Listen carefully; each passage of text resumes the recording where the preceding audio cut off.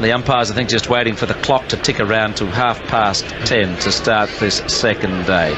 It's hard to imagine that it could be anywhere near as exhilarating, as frenetic as the batting we saw yesterday, but this is a very fast-scoring ground, and the other issue that I'm sure we'll be talking about once more today, and as the series continues to move on, is the influence of these bats, the bats that are no longer pressed, and a bit like tennis players, the batsmen go through as many bats as Roger Federer goes through tennis rackets in a season.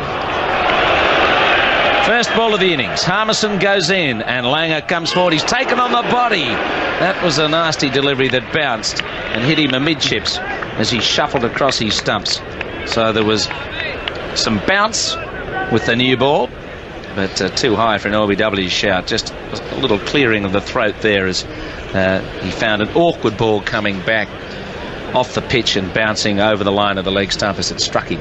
Actually went off the straight though, didn't it? Which we didn't see very much of that yesterday. If he gets that at the off stump, he'll be nicking it. Harmison goes in and Langer is back and he jabs the ball down behind square. Took one hand off the bat. He was apprehensive there as Harmison slammed it into the pitch.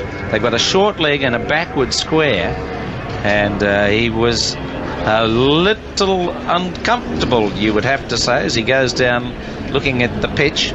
Remember, it was the second ball of the test match at Lords that smashed into his arm just above the point of the right elbow. Harmison goes in again to Langer. Langer gets a bouncer, and where's that come from? It's gone up in the air off the helmet out to Bell in its short leg. He tried to duck, he didn't get out of the way. He's stunned by that blow. Bell running back took what the crowd thought was a catch, and Langer's just collecting his thoughts there.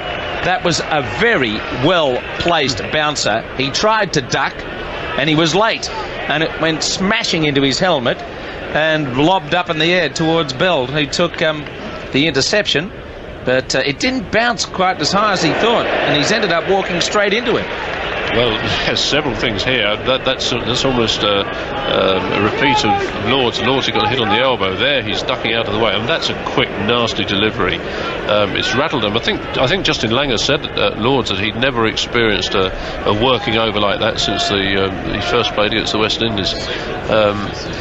Now, the other thing, actually, I don't know whether you noticed there, Jim, that as soon as he'd been hit, a little group of England players came over to say, "Are you all right, Justin? You okay?" You remember the ruckus at Lords over Ricky Ponting getting hit, and nobody inquiring as to his health. So very obvious that was by the England team.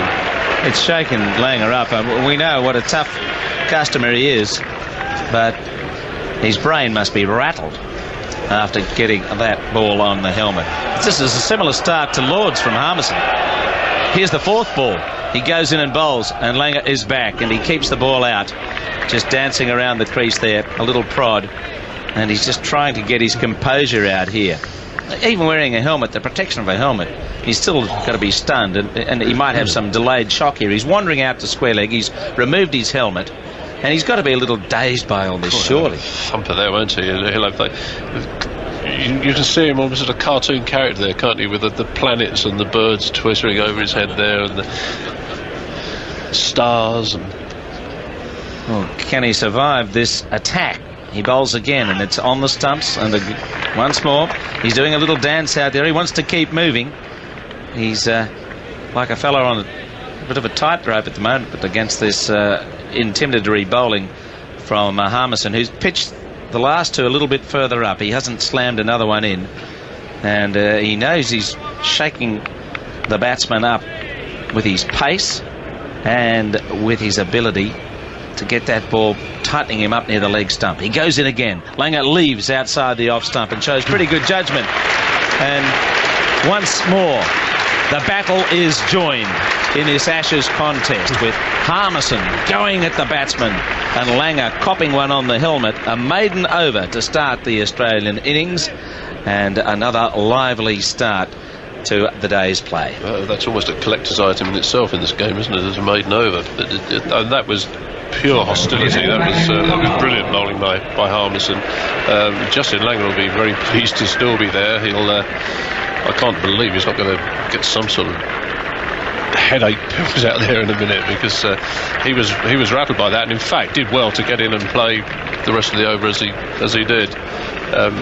First impressions are that that went through a little bit better than the new ball did yesterday, although the last ball, which was a length ball and went through to the keeper, actually he took it down near his ankle, so perhaps when the hardness of the ball goes off we'll see the same kind of slow track. So some interesting deployment of the field here from Michael Vaughan. He's only got 2 slips. Gully's fairly square. There's a short cover and a short mid-off, and then behind them Flintoff's at a deepish mid-off, a Jones rather. There's a mid-on, a mid-wicket and a long leg. Now Hoggard's bowling and he's driving the ball and he's caught in cover. First ball straight to Vaughan. What a wicket. Well, that deployment of the field has paid off. He's hit the ball straight to short cover, and Matthew Hayden is out for a primary.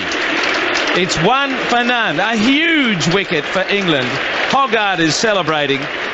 It was just a length delivery, and he went to drive it, and he's hit it straight to the England Strauss, captain. Strauss, sorry, yeah. Straight to Strauss out there in close. My goodness, what a start to the innings. The wicket England dearly wanted. Well, the best laid plans frequently go right, don't they? But not that one. They've thought about that. They've used this very straight short mid off to Matthew Hayden before. I've not seen them use the extra cover, but you know, we've said all along it's a pitch on which you're going to need to pitch the ball up, on which you're going to err on the side of over pitching rather than under pitching, and therefore it's not a bad idea to have that protection there, to have your attacking fielders in front of the pitch, so that, you know, for the mistimed drive on a slow pitch. I mean, there's one thing that amazed me yesterday, absolutely astounded me, was how readily the batsman got the timing, you know, and that can happen on here. We just see Matthew Hayden, he seemed to time it, but it didn't quite come onto him as he would have liked, and that's why he hit it in the air and straight to the fielder. I'm pleased he hit it to Andrew Strauss rather than Michael Vaughan as well, I have to say.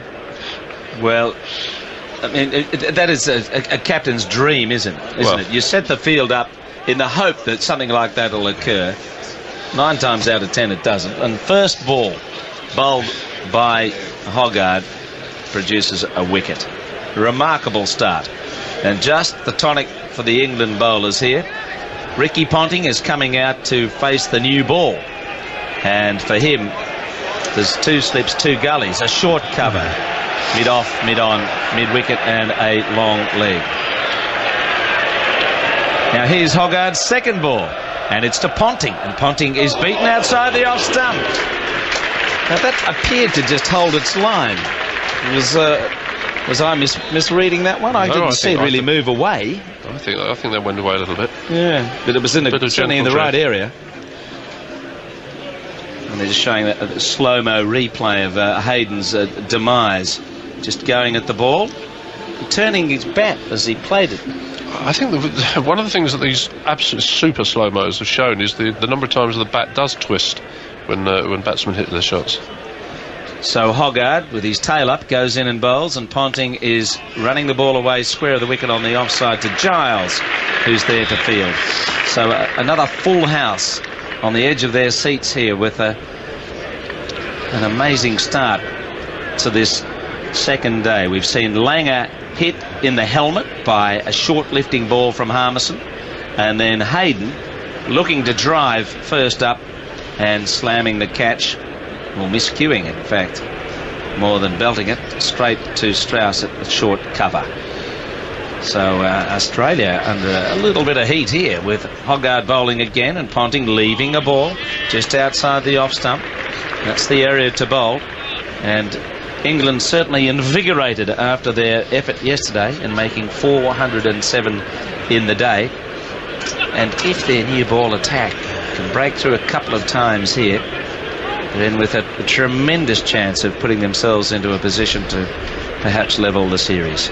No sign, incidentally, of that sort of short gully position that they had for Ricky Ponting at Lords, where Kevin Peterson missed Ponting, didn't he, quite early on. Hoggard bowls, and Ponting is back, forcing and getting a quick single as it goes out quietly to the offside. A throw at the stumps would have run him out, but it's missed and it's gone for overthrows. And Peterson's not happy. He knew when he unleashed that throw that a direct hit would have had Ponting short of his ground. He was scrambling to get there, and as he scrambled, the ball went past the stumps, and for 4 overthrows. Looking at the replay, he was out by a yard. He was out by a yard, and that was within a whisker too, wasn't it? It's good fielding by Peterson. Absolutely the right thing to do to have a punt at that. There's absolutely no time really for anybody to come round and back it up properly. That would have been a dramatic start. 2 for none. Well, it's 1 for 5. It's dramatic enough for those Australian fans who are wondering what's going to be happening in this game. It's taken a few twists and turns. The first twist and turn was on the ankle of McGrath yesterday, and from there on we've seen England attack. A belligerent batting performance yesterday, and now they're attacking with the ball. Langer still sorting himself out after being whacked in the helmet. 2 slips, 2 gullies. Hoggard goes in towards him, and he's forward. He's taken on the pad and says no to Ponting as he was looking to hustle through. And that's the end of a very good over from Matthew Hoggard. Up they go. Plenty of applause. There's lots of encouragement here for England, and they're enjoying it with Australia. 5 runs, a cheeky single and almost a run out, and 4 overthrows to Ponting. Langer hasn't scored. Hayden out. Court, Strauss, Bolt, Hoggard, naught. Well, Matthew Hoggard further encouraged by a little bit of movement there. The last ball swung into Justin Langer. He's going leg side. He's hit him on the pad. No chance from LBW, but the encouragement there, that movement. We didn't see any swing yesterday. We didn't see any seam movement or discernible seam movement yesterday. So far, we've seen swing from Hoggard, and we've seen some extremely nasty lift and pace from Harmison. So here's another test for Ricky Ponting. Harmison bowled a very well-directed opening over, and now he's got 3 slips a gully, a short leg and a backward square as he moves in and bowls to Ponting, who leaves a full-length ball that's wide of the off stump, and it goes through about waist height to Jones, who's alongside Trescothick, Flintoff, Strauss and Giles. Peterson's out at point, Vaughan's at mid-off, Bell at short leg with Jones at backward square, and Hoggard down and away to our left at this pavilion end where we're describing the action from.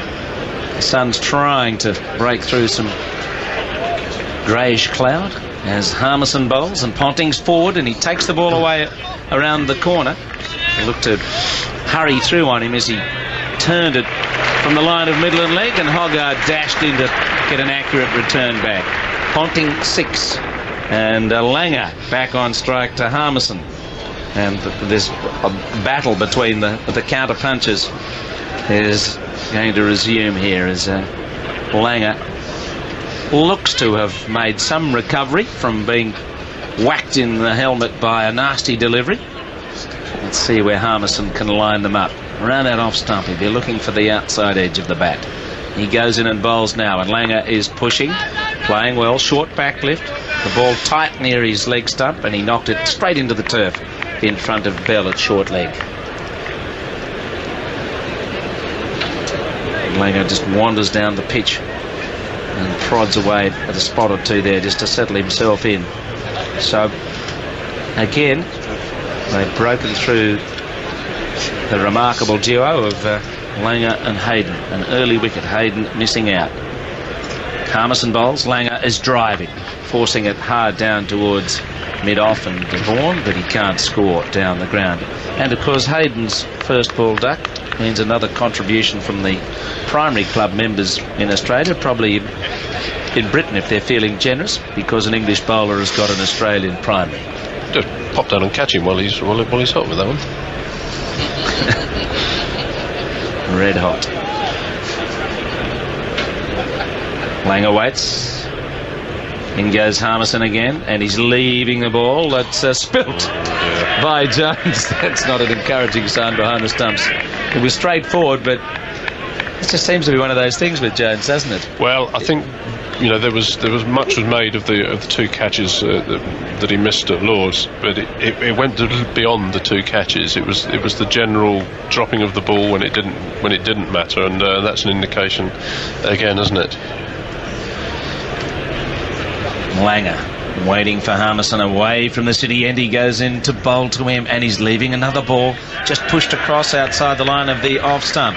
That completes another searching over from Steve Harmison, and it's England in the ascendancy here. The early wicket of Hayden, a first ball duck. Harmison 2 overs for 1 run.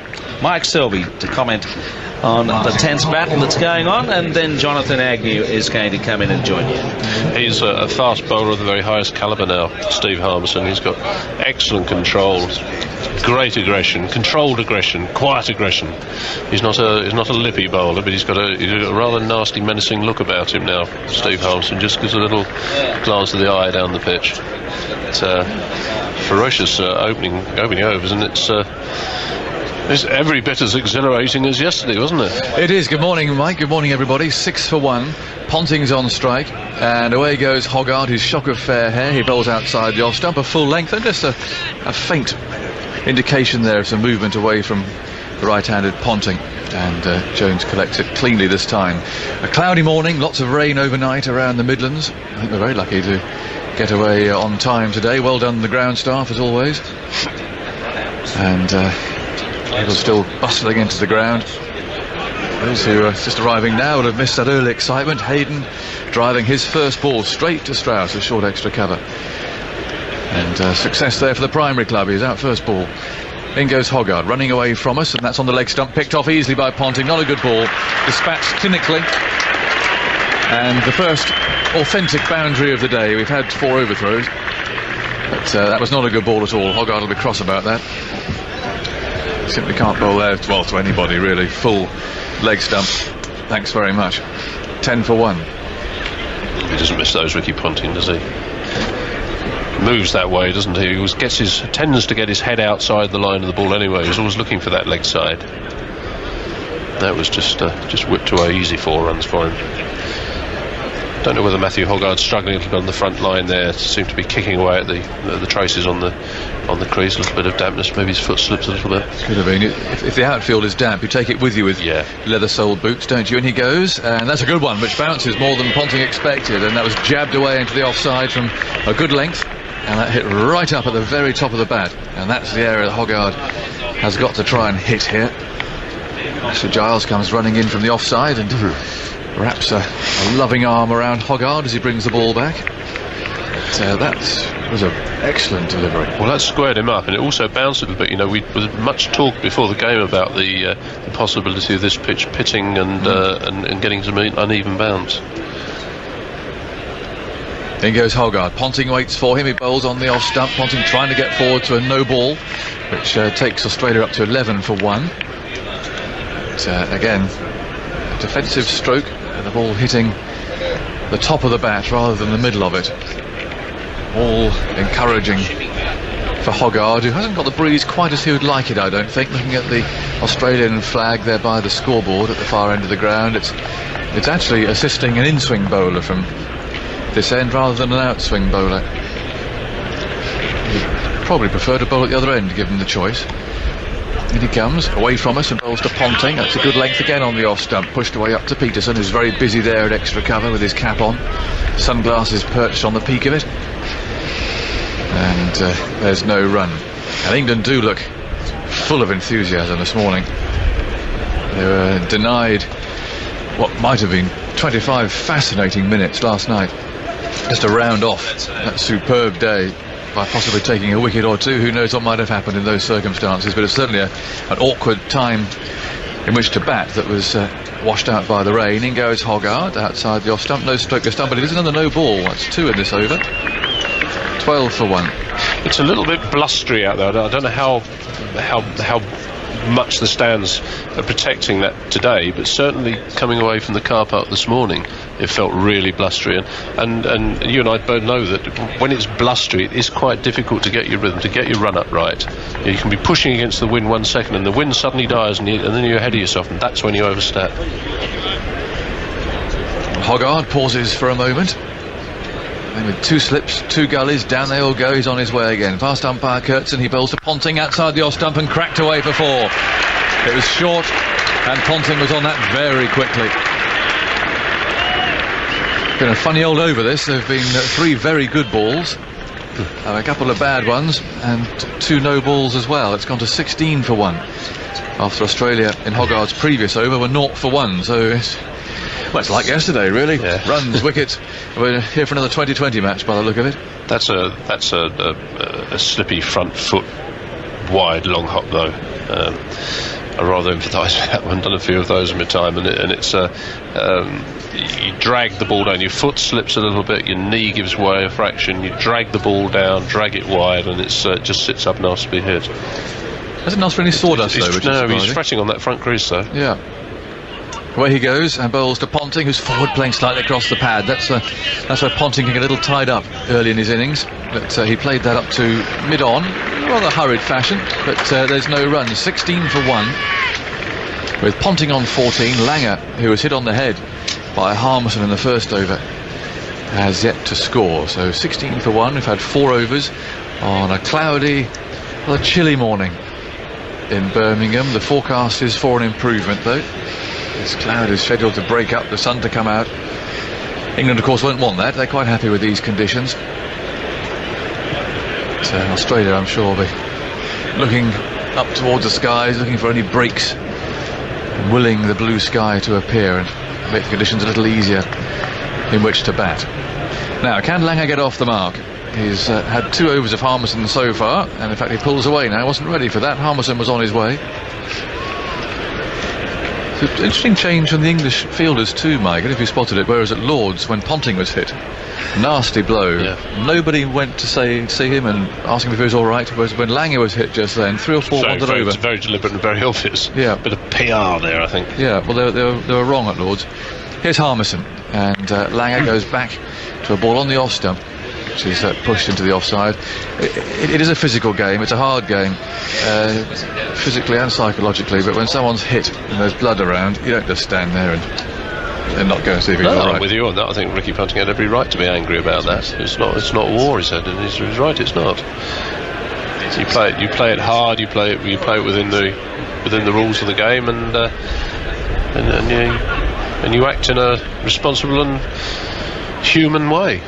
Here's Harmison, and Langer very nearly plays that into his stumps. An inside edge there, the ball dribbled into his pad, and Bell's interested too. He's there at forward short leg precisely for that, the edge into the pad, which then bounces up for that fielder to catch.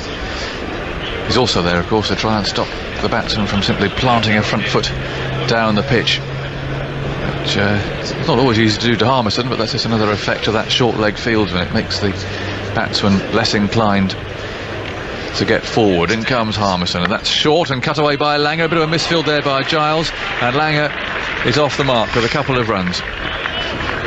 Peterson pursues the ball to within a yard of the third man boundary, throws it back, and Australia move to 18 for 1 in the 5th over of the morning. And I think, just looking at various bits and pieces here, stats and so on, I think that was Hayden's first golden duck in Test cricket. Bill, you can check on how many ducks, but not how many goldens. Oh well. 18 for 1. Here's Harmison again. It's short. Langer tries to pull. He's hit on the arm this time. It wasn't a particularly threatening ball, but rather than duck it, he tried to play it, and for the second time Langer sinks to his knees, and Ponting comes down to make sure that he's okay. It was actually, if you wanted to see a sort of a replay of how Michael Vaughan was hitting the nets against Chris Tremont, it was similar. I think Langer was probably through the shot there a little bit too early. That it hit him, and now both batsmen are crouching. Ponting just to try and reassure Langer, who's smiling, he's all right, but obviously a nasty blow. I wonder if it's winded him actually. He just looks to be puffing a little bit. It was short again, dug in. Langer went for that pull shot, and I think it did wind him. It hit him straight in the solar plexus.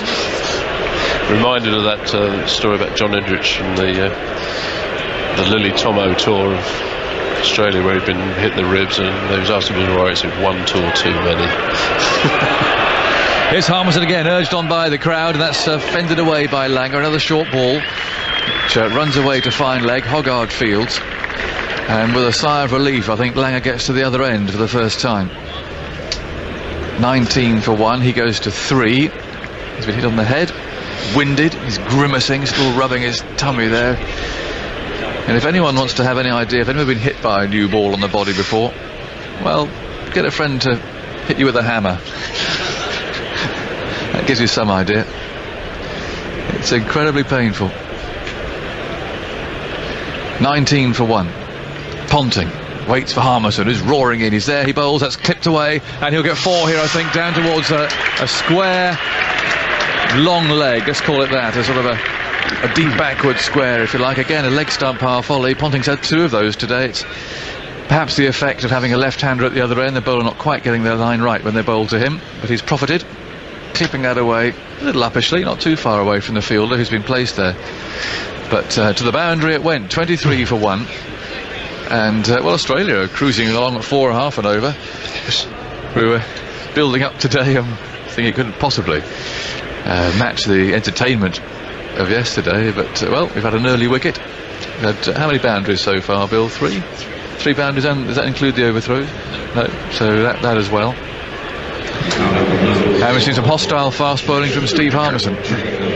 I think just as the opening yesterday, though, the boundaries we saw early on, anyway, from Marcus Scothick weren't boundaries of somebody who was deliberately going after the bowling. They were balls that were there to be hit, and he hit them. And thus, with Ricky Ponting, he's clipped away what's been given to him. Now Hoggard runs away to bowl to the left-handed Langer. He's there, they're sliced away. Oh, he got away with that. In the air, through the slips, and down to third man for 4. Well, that wasn't a good shot. He reached for that. He went through with a rather flamboyant-looking drive. The ball found the edge, and, well, that could have gone anywhere, frankly. Well, had that gone to hand, of course, we would have all said, well, that's an example of a bowler at the other end getting you a wicket. It's a breath of fresh air, wasn't it, for Justin Langer at the moment, getting Matthew Hoggard coming at him. Yes, it was a poor shot. Aiming, I think, for extra cover. There's a bit of a gap there. There are 2 slips, 2 gullies. Cover and mid-off. There's also a short leg, Bell, who's crouching because Hoggard is on his way again and bowls to Langer, who's forward here, pushing that away firmly off the front foot. Giles collects in the square of the 2 gullies. And there's no run. 27 for 1. And I was chatting with Rodney Hoggin here yesterday, my guest on the close of play on 5 Live. And he's very interesting. Hoggy, he picked out Hoggard as someone who will play at some stage a real key part in the Ashes series, he reckons. He's one of those bowlers who just comes on and takes wickets, which is absolutely right. And Rodney won't have seen too much of Hoggard, but that is rather how he operates. And he goes and bowls to Langer forward this time, a more composed looking defensive stroke, which is picked up by Peterson in the covers, and there's no run. 27 for 1. Well, he's a mercurial bowler, isn't he? He's what some circles they call a daisy bowler, isn't he? Some days he does, some days he doesn't. And he, on his day, he's devastating. We've seen, he gets his hat tricks, he gets on a roll, he gets wickets in clutches. On the bad days, he's fodder, isn't he? But I think you're right. He'll somewhere along the line he'll come in and chip in with one of those devastating spells. Off he goes, past umpire Kurtz, and Langer waits for him, and then he comes forward again, stretching outside the off stump. Giles is the fielder there, wearing his sun hat, rather optimistically wearing a sun hat at the moment at backward point. And there's no run. 27 for 1. Hayden is out, if you're just joining us. Caught off the first ball that he faced by Strauss at short extra cover as he drove Hoggard.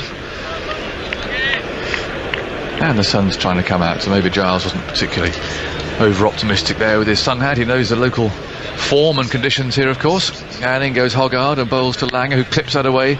Down to long leg it goes. It's a no ball, the first one in this over. More cursing from Hoggard. And the score moves on to 29 for 1. He's got some sawdust down there now on that front foot. So he's still slipping a little bit, I think. I don't think it's odd here, right? With we're now into people bowling no balls by millimetres, and the side-on cameras picking this out, and they're doing that on a line that's scraped with the sole of the umpire's boot in the bit of sawdust. Yes. Long may it remain like that too. Well, I don't think you can criticise umpires when that's the tolerance levels they're operating under. Absolutely. In goes Hogarth, and Ponting comes forward here, playing this back to the bowler, coming forward, that on the off stump. Cries of well bowled Hoggy from England's fielders. Trescothick there at first slip, deep in conversation with Flintoff at second. Strauss looking rather thoughtful in the gully. Giles is at backward point, saving the single rather than catching. Peterson at extra cover. Vaughan is at mid-off. Jones loosening up as always.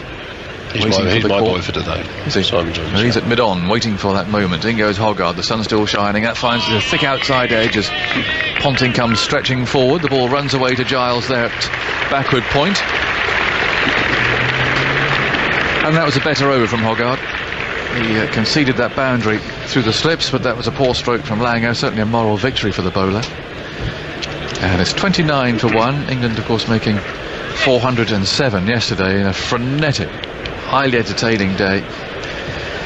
And so far today we've had Langer hit on the head, hit in the solar plexus, some very aggressive fast bowling from Harmison, and Hayden out to his first ball for the first time in Test cricket, his first golden duck, which is a pretty good effort bearing in mind all the matches he's played. He was caught by Strauss off Hogarth in the second over. So this battle resumes between Harmison and Langer. There are 3 slips, a gully. Bell crouches there at forward short leg. He might be in business. And Harmison comes racing in. He's there, he bowls. It's short and fended off by Langer. Somehow the gutsy little left-hander gets inside the line of it, nudges it away down to fine leg. Batsmen will convince you that they enjoy this, but there are times where you really wonder if they do. You wonder whether for show, whether you just want to be honest. It's like, come on, no, you don't. You might be a gutsy little player and you hang in there, but don't please tell me that it's a lot of fun, because it's not. David Steele was one, wasn't he? Who'd get one to nip back straight to his inside thigh. You hear the thwack of hard ball on flesh. It would hurt, and he would say, "Oh, thanks, because I needed that." You think, come on, Stevie. 30 for 1. Harmison comes in and bowls to Ponting. It's a bouncer, a quick one too, that goes flying through over his head. As the Australian captain ducks, he played it pretty well. And all thuds into Jones's gloves. Yeah, Stevie would always try and convince you that a little bit of pain just keeps you focused. That was his argument, wasn't it? Well, so Robin Smith used to occasionally say he'd let somebody hit him, let the ball hit him just to wake him up. So I prefer to stay asleep personally. 30 for 1. Up comes Harmison, and he bowls to Ponting. Back he goes, jumping into position there, playing the ball away defensively for Peterson to field at cover point. And there's no run. The crowd loving this contest. Runs on the board for England. Now the Aussies on the back foot. That's how the majority of supporters here would like it. There are a very healthy number of Australians here, marked out in the gold t-shirts and gold caps down there at the far end in the Wyatt stand. It's another group. Keith Stackpole's group is down by the scoreboard. Up comes Harmison, and he bowls to Ponting. It's short and it's pulled away, and it's gone for 4 past Jones, who's at backward square leg. It's also a no ball, so 2 signals there for Billy Bowden to produce, which is always a bit of a bonus as far as he's concerned. And the score moves on to 35 for 1. I met somebody who's come over from Perth to watch 7 England-Australia tests this summer, because the ladies are playing next week. They start at Hove on Tuesday, then they go to Worcester. 2 nice places to play cricket. 35 for 1. Ponting is on 22. He's got there very quickly too. He's hit 4 fours. And up comes Harmison again. He bowls to him outside the off stump. And Ponting has nothing to do with that. Ball flies through at a good pace. It's I think the most hostile bowling we've seen in the match so far. Well, that's interesting. You see, this is coming up on the speedo there as 86, 87, 88 miles an hour. Now, when Stephen Harmison was batting against Brett Lee and stood up and spanked him through mid-wicket off the back foot, that registered up there was 95 miles an hour as well. It can't have I'm been. sorry. Yeah, absolutely. This is a different league. Up he comes again, and he bowls to Ponting. Oh, that was short and quick, and Ponting actually changed his mind there. He shoveled it for 4, but it was a very jerky reflex stroke. I think he may have been doing a Flintoff there and changing his mind. I think he had to wait for it. That came off so sluggishly. That was a funny shot. Bell took cover there at short leg as he's got it away for 4, and we're off to a flying start here again. It's nearly, well, it's up to about 7 and over at the moment. 39 for 1 with Ponting on 26. The sun is out, and Harmison comes rushing in again past umpire Bowden outside the off stump. Ponting raises the bat, and the ball flies through to Jones. The over ends, and I think all wise former fast bowlers have made the point that this is not a pitch for bowling short on. It's different in a way from Lords, where England rather bullied Australia out with lots of short pitch bowling. I think the feeling was that if they do bowl that way here, they might well be expensive, and I think the scoreboard reflects that. That last delivery, you see, was a good length for Harmison, probably even slightly fuller than he would normally bowl, and that went through, well, chest high pretty nearly, didn't it, as it passed Ricky Ponting. So you can say, well, there's nothing wrong in bowling that length, is there? It's not pullable. It's too full to do that. A little closer to him, that would have been a really top delivery. He can plug, Stephen Harmison can plug away on his own length and line as much as anybody else can, or should be able to do. He hasn't got to run up and bowl bounces and things. He can bowl 90, 92, 93, 94 mile an hour length and line. Nothing wrong with that. There goes Hoggard, and Langer drives his first ball of the 8th over up to mid-off. A good save there by Simon Jones. Prevents a run. 39 for 1. England's fielding today has been good, but there was an opportunity for a direct hit run out against Ponting. It was one of those where Peterson on the run only had one stump to aim at, but it was a pretty good throw, and had he hit Ponting, it would have been run out. That would have completed an extraordinary second over of the day, because it was the same over in which Hoggard dismissed Hayden. 39 for 1 now, England having made 407, and Langer settles down once again. Hoggard dips his head. There he is now, bowling a lively medium pace. That's turned away by Langer, down to fine leg. Hoggard fields, and again the runs coming at quite a pace. It's been aggressive batting that we've seen throughout this match. Field changes over for the right-handed Ponting. And with a left and a right-hander in, of course, with these runs being scored so fast, this makes it very difficult for the bowler to settle down. Bowl a consistent line. He has to change his direction, of course, every time that the other batsman gets down to that end. In goes Hoggard, and he bowls. Oh my word, that's a leading edge from Ponting again. It's that area we were talking about in the last over, where round about middle and off, and a fullish length early in his innings, he does get across and hit the ball towards mid-on. And well, that brings LBW into play. It also brings that leading edge into play that he found then, and that ended up in Giles's hands this time at backward point. It could really have gone anywhere. Just an early innings weakness that Ponting has. It's 26, 40 for 1. In goes Hoggard, and he bowls to him. That's 2 leg side. It's a no ball as well, and down towards the boundary it goes. A long chase down there. It's a diving save by Harmison, who's got tangled up there in the boundary edging. They'll come back for 3, and it was a no ball. And Australia race along, 44 for 1, and we're in the 8th over. How many no balls have we had this morning, Bill? 5 no balls. That was a big one too. That wasn't just a little way over the line. That was a good 2-3 inches over the line. That's unacceptable. And apart from anything else, it means that he's now thinking, oh God, my front foot's not really the right place. He's thinking about that when he's running up. He's thinking about his foot slipping in the sawdust.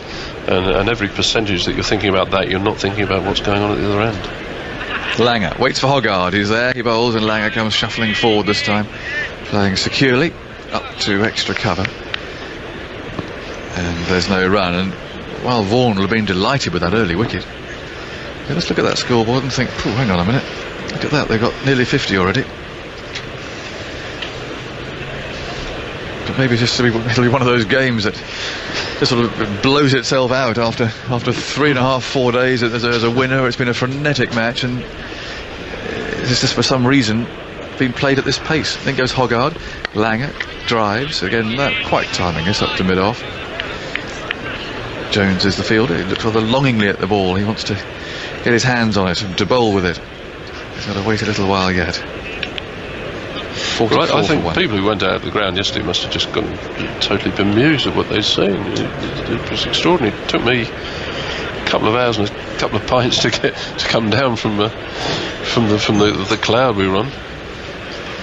There's a big screen up around about here. If you can't get into the ground and want to watch some cricket, in goes Hoggard, and Langer runs that down into the gully. No run, 44 for 1. Just seeing a shot of where it is. It's safe to say I think there's plenty of room there if you want to come down and bring a blanket. That sort of day at the moment, a bit chilly. Good conditions in which to bowl, but runs are flowing off that early wicket. 44 for 1 with 29 to Ponting, 10 to Langer, more from Mike Selvey, and then for the first time it'll be Henry Blofeld. Well, Matthew Hoggard really not quite finding his rhythm there. Bowled some good balls, got that wicket first ball, which was a triumph of planning, and I suppose you could say execution. It was Matthew Hoggard's loosener really, and perhaps that's why he hit it in the air. It didn't come onto the bat quite as readily as Matthew Hayden might have liked. A terrific field placing. It's wonderful when a plan like that works straight up, but no real threat thereafter, and I think we'll see a change of bowling at the pavilion end with Simon Jones coming on. Good morning, everyone. Good morning, Bill. Good morning, Selvey. How are you, Oakley? I'm fine. I'm and here comes Harmison up to the wicket now, bowls, and oh my goodness me, that went right through Ponting. He came forward with a little lift there, wasn't there? Well, that's the last ball of the previous over was a similar length and just a little bit wider. That's absolutely perfect, and that's where he should plug away. He hasn't got to bowl bouncers and not on this pitch. It's slow. Ponting's put a couple of those away already, but that's perfect.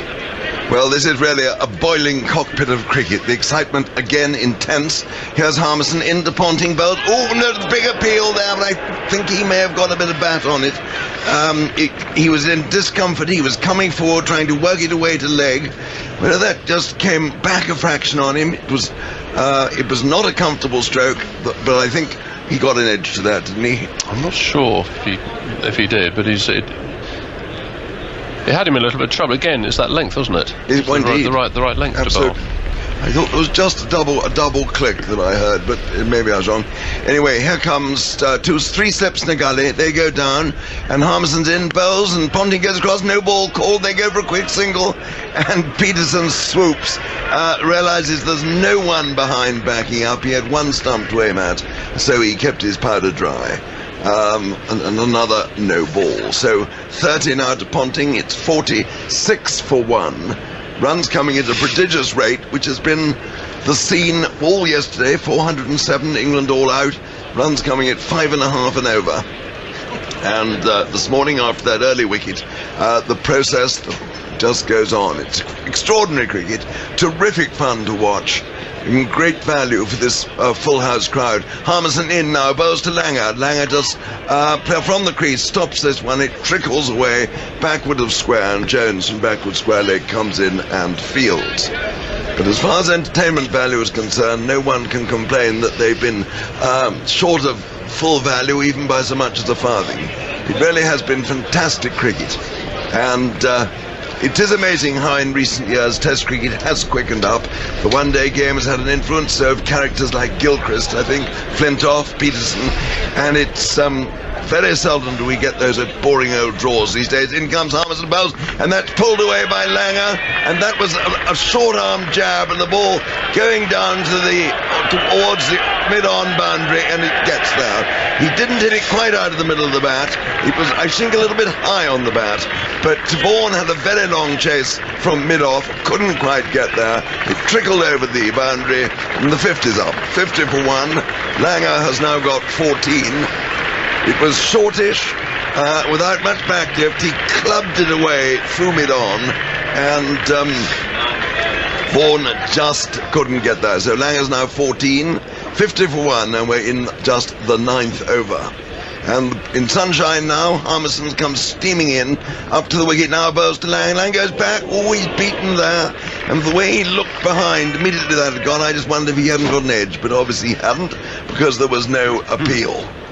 But Langer having an in and out morning. He's been hit on the helmet, he's been hit amidships, and Aggers was saying a few moments ago, if you get hit amidships by, or don't know what it's like, by a new ball, you want to get someone to take a hammer at you. I wonder how he knew. I don't know. He said get one of your friends to hit you with a hammer. He did, didn't he? But I mean, I suppose he might have been hit by a second new ball.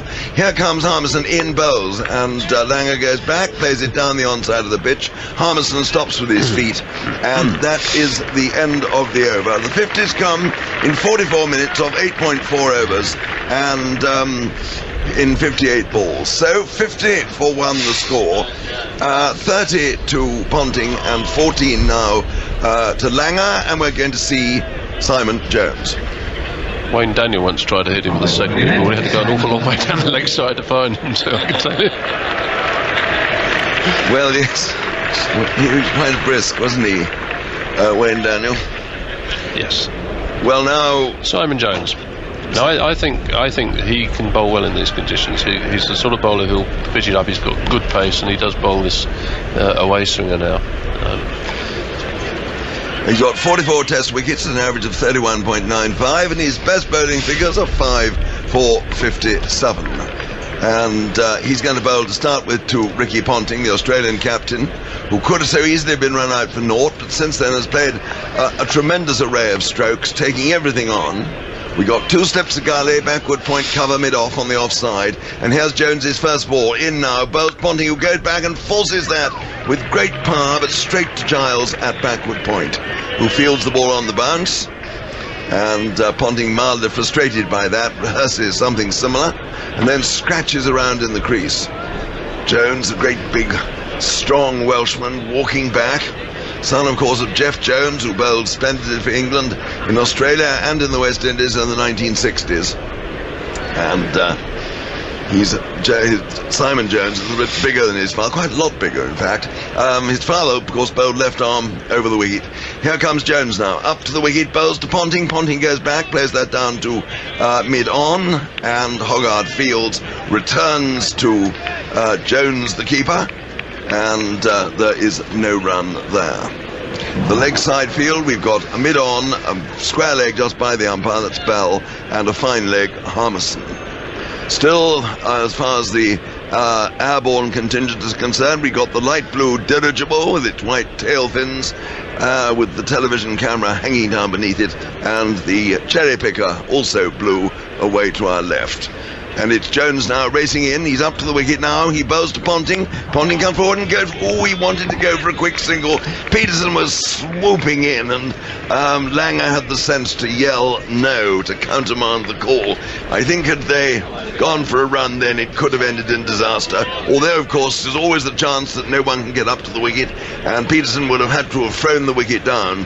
Although that actually was an occasion when he might have picked the ball up and just kept on running and taken the bails off with the ball in his hand if they had gone through for the single, because Langer would have been a slow starter.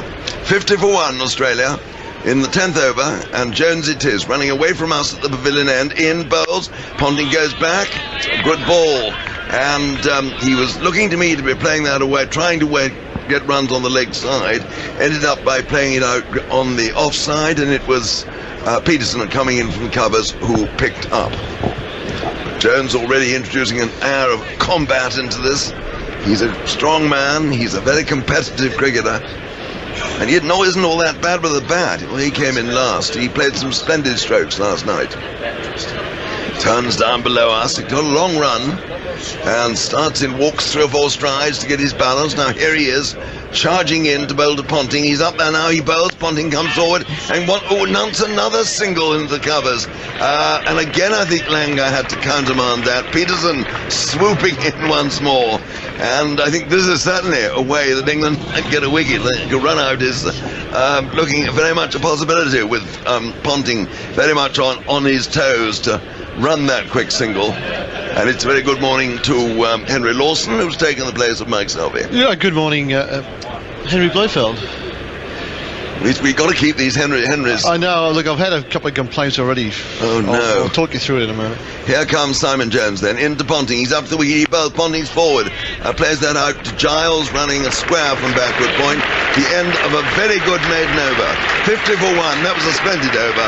And Ponting is still on 30, and Langer has 14. The Battle of the Henrys. Yeah, so there's been a few of the local listeners, not necessarily the Australian listeners, because they can tell us apart. I mean, obviously, the local listeners have a problem. We sound the same. And the 2 Henrys, I've been asked 47 times this morning, why am I called Henry? And I've explained that. And I think we did it on air yesterday, too. We did, after Henry Lawson, the Australian poet, indeed. Correct. So, look, I don't think we need to change our designations, particularly me, as you are the senior player. I tell you what, you can call me Blofeld and I'll call you Lawson. No, I think it's quite clear who each of us are when we speak. Well, I think that, let's hope it is. So I'm dismissing those complaints out of hand for the locals. Well, it's going to be Harmison to continue from the City end. He's bowled 5 overs, none for 24 so far. And here he comes into Langer. He bowled Langer's forward, beaten outside the off stump. And groping forward. Didn't get a touch, and through it went to Jones, the keeper. He has bowled some very good deliveries this morning. Fast, he's hit the seam and got it to move, and he's been unlucky not to get the edge a couple of times. And Mike Selby was saying that Harmison hits that length, he gets it to carry through on this very slow wicket, and then again Jones took it well above waist height, but still going up. Harmison again then striding in, he's up to the wicket now, he bowls out Langer. Langer comes onto the front foot and just trickles this away to Peterson at cover. Peterson throws rather menacingly back to Jones behind the stumps, and there is no run. And often if you get a wicket that it's been a bit soft on the first day, it will harden up and get quicker on the second. Maybe it's done at a fraction here, but I think it's just the quality of Harmison's bowling. Well, he's coming in now, really racing up to the wicket. He's there, he bowls to Langer. Langer goes back, plays it out the square on the offside. They go for a single, and Peterson comes. That's a good single. Peterson came racing in from cover, picked up almost on the pitch, and made as if to shy at the stumps at the far end, at the bowler's end, but realised there was, unless he hit them, it was giving 4 runs away. And in fact, Langer, I think, had that one under control, because the ball only went out about 3 yards on the offside, and it was a good call by Langer. He's 15, it's 51 for 1, and Ponting's in strike, has a bit of gardening, prodding at the pitch. But that was a good cricket, that single. There was one in that. We've seen a couple of, perhaps there wasn't a single in if the throw had a hit, and Peterson only just missed it. You mentioned Ponting on 0, almost run out. That throw from Peterson missed by the smallest of margins. There has been some risky running. That wasn't one of them. Here's Harmison in again now, bowls to Ponting. Ponting goes back, plays it down the offside, and with the help of footwork, Harmison stops it, and then Bell comes across from short leg and picks up. And interestingly enough, it's Peterson who seems to be under the gun there, because they put him in cover. I mean, that's Ponting's position for Australia, a smaller man, very quick on his feet, and Peterson's a big man, but he's also very quick on his feet. He does move in rather quickly. It's quite deceptive, Kevin Peterson, just how agile he is. Gets down very quickly. Harmison in, bowls to Ponting. Ponting forward, running this. He was again, it opened him up a bit. He was looking, I think, on the onside. It went off the outer half of the bat, away there to Giles in the gully.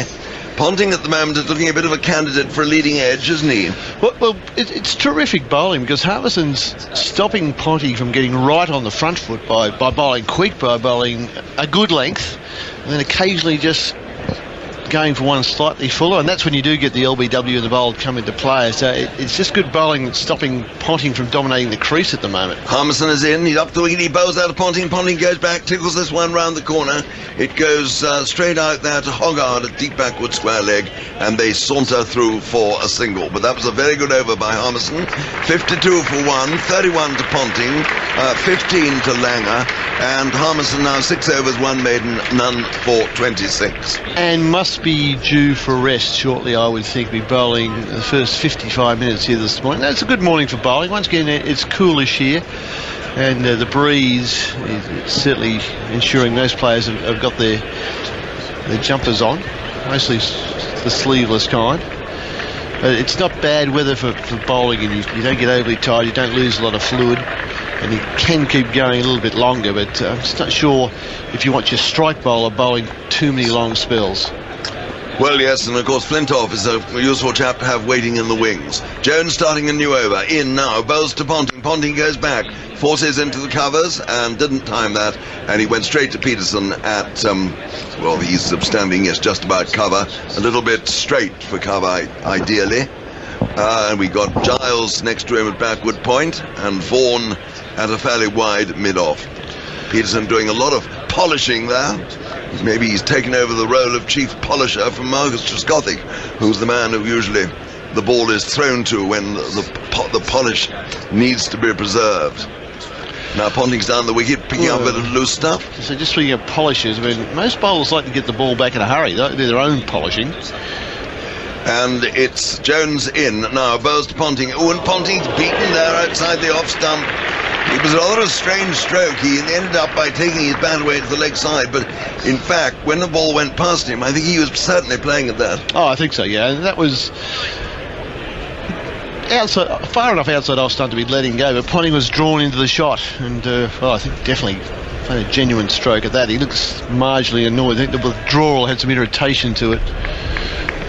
Well, Jones is bowling pretty well so far. We haven't had a run off him yet. He's in his second over, and here he is again. Very straight run up to the wicket, past umpire Kirsten. He's there, he bowls to Ponting. Ponting drives, and there's no run there. Straight down to Vaughan at mid-off. Vaughan whips the ball back to Jones behind the stumps, and there is no run. And I've got to believe Harmison might bowl another over, maybe the last one before they take a drink, because you would expect Flintoff, who logically is the next man to bowl, to be doing some stretches, but he's not unless he's doing it with his mouth. He's having a good chat the first slip, but you normally expect the next bowler up was just limbering up fractionally, but Freddie doesn't look interested at all there at second slip.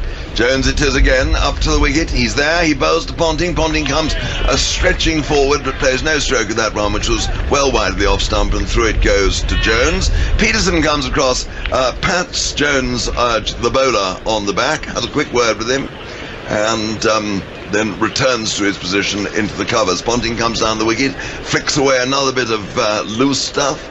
The ground absolutely packed. People sitting in the balconies of the hospitality suites all the way around the ground. Not an empty chair to be seen, or an empty seat to be seen. As Jones is in, he's up to the wicket now. There he bowls to Ponting. Ponting stretches forward, and Peterson waits for that to cover, and there's no run. And Jones at the moment is asking questions of Australia's captain, who is responding. He's keeping the ball out of his wicket, but he's not making runs. He's bowling a really good length at the moment. It's just varying the line off stump and outside.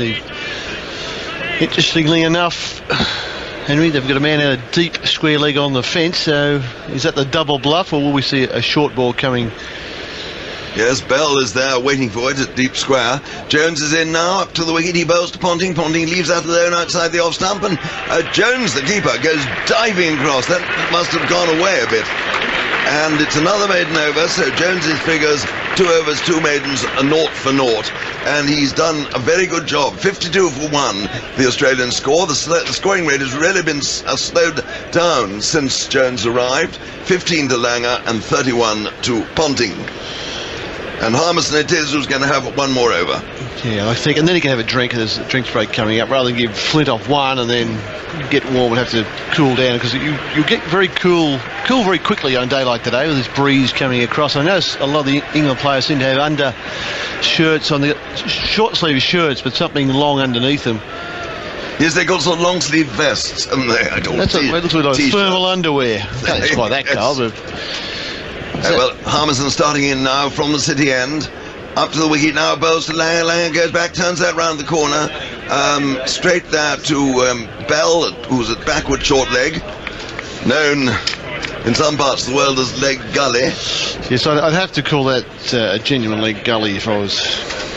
When I was young, we never talked, there was never such a position as leg gully. But they would have had leg slip though, wouldn't they? Leg slip would be finer. Yeah. That's backward short leg in the old lingo. Yeah, well, I would call that another 4 steps in. Yes. Very short, but same line. Here's Harmison again, in bowls to Langer. Langer goes back, and they go for another very quick single and get it. Peterson comes in, kicks the ball at the stumps, but Ponting, I think, was responsible for calling that run. A good run, a sensible run. As long as both batsmen started straight away, they were in no danger. So 53 for 1 now, Australia, 16 to Justin Langer. And Ponting, as always, goes down the pitch, gives it a prod. You were out there this morning. Are there some indentations? I was surprised just how well, I looked at the footmarks first, and I was surprised how deep they were. And I sort of got down and looked for some ball indentations. I couldn't see too many. Maybe the rollers knocked a few of those out. You can see the seam marks on the wicket. Harmison in now to Ponting. Ponting goes back, pulls that round the corner. It's going down to fine leg there. There are 2 men out there, but he found the gap, and it's 4 runs. We got Jones at fine leg, Hoggard at deep backward square, but Ponting picked the gap absolutely perfectly. So he goes to 35. It's 57 for 1. And if you were anything short at Ponting, well, you tend to pay the price. But that was a part of the plan. They've got 2 men back, and I think Harmison wanted the ball to get up more shoulder high, and it really didn't bounce that much. And we saw a lot of that yesterday, that a lot of short balls weren't really getting up, and it made it easy to pull. Harmison in again, bowls to Ponting. Ponting hit short. From his first movements, I thought he was going to pull that again. But he straightened up and played it down in front of him on the leg side, and it was Bell from short leg going a little bit straighter who picked up.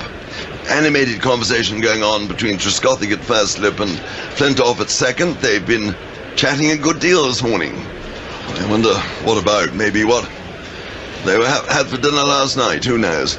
And here comes Harmison again, galloping in what will surely be his last over. Bowls to Ponting, and Ponting plays that away off his pads. It's going to the mid-wicket boundary for 4 runs. That was a lovely shot. The ball asked for it. It was on his legs, and it was up to him, and he just played it away with beautiful timing. And so he goes now up to 39, and the total 61 for 1. And we've been playing for only just over the hour. So runs continuing to come in this match at a really tremendous rate. And 407 by England yesterday. And Australia, of course, lost Hayden to the 7th ball of the morning, caught by Strauss off Hoggard for naught. Hoggard's first ball. But since then, Ponting primarily and Langer have really kept the scoreboard moving. And here comes Harmison in now to Ponting, outside the off-stump, short, lifting, and through it goes to Jones. It's the end of the over. The drinks are upon us, and it's time for me to get out of this chair. 61 for 1, the Australian score, 39 to Ponting, 16 to Langer, and after another word from Henry Lawson, he'll be joined by his fellow Australian, James Maxwell. Thank you. Thank you, Henry. There, that's my button there. You've just turned my mic off. These things happen. There's dials all over the place here. But that was a tight over from Steve Harmison that he won too many this morning. He bowled some very fast deliveries, hit the seam, got some good bounce, and caused some feathers to be ruffled, particularly those of Justin Langer, but couldn't quite get the wicket to back up Matthew Hoggard's opening delivery. And that last over, just a little bit too tight, and Ponting got 8 plus the single. Make it 9 off that 13th over, and once again the scoring rate hums along, 61 off 13 overs. And that, if you extrapolate that out, James, that makes it about a 380-run day if the Aussies continue down that particular path. And who would discount that at the moment? Well, will it be a 400-plus day? That's another question that's probably a little early in the day to be asking, but Australia are getting themselves in. There's plenty of gaps in the field, because at the moment they're attacking with a new ball. When you get 400, you're entitled to do that. And the bowling's been pretty good this morning. But still not a lot of movement off the pitch. still playing well. The 1 wicket to fall, you've got to say, was a major batting error. And it's a good piece of bowling to bowl your warm-up ball, and it wasn't a poor delivery, but a major batting error, a good field placement. How many times have you seen Hayden get out like that in the last 12 months? Well, I've seen him play lots of shots like that. Have dismissed a few times and also got lucky a few times. And sides have worked him out. They had the straight man on the drive, very straight offside drive. They put someone 3/4 way down the pitch and have a short cover. And we've talked about how slow this wicket is, and it's hard to drive. And to try and play that stroke, first ball you face, it's really one that's going to get you into trouble more times than not. And what's the reward? Maybe you hit it for 4. It's a big penalty to pay for playing a shot that really isn't on. And maybe, well, I was just about to say, if Australia try to chase 400 a day, they don't want to get caught in a battle of who's got the biggest scoring rate. The battle of egos? Yeah. They want to get caught in the battle of who gets the first innings lead, not how many they make today. And maybe Hayden, who, plays a bit with his ego. He likes to get on with it. He's a big guy to start off with, and he likes to dominate bowling, which he hasn't been doing for a while. And perhaps that dismissal was a display of ego more than anything else.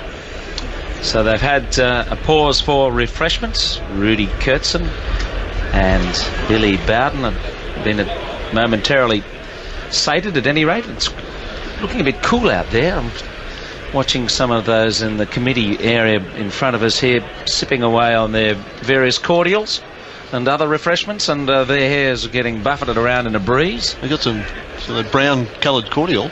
Yes, in a large glass with a bit of froth on top. 30 water on it. It's encouraging, isn't it? Get a thirst just sitting here watching them. The old dirigibles holding firm at its mast. In goes Jones, and it's tucked away by Langer off his hip around the corner for a single. He's a gritty fellow, this Justin Langer. He's been clouted in the helmet.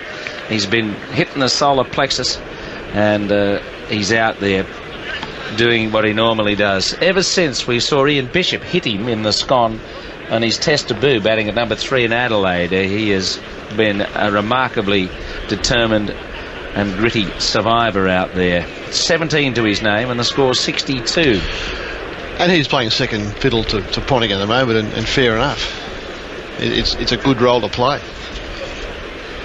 Now it's Jones running in at Ponting, and Ponting gets a full toss, which he drives off the bottom of the bat down towards mid-on and to Hoggard, and he can't score. So the field just moving around a little more now. 2 in a gully, a point, cover, mid-off, mid-on, man in front of square, and a long leg.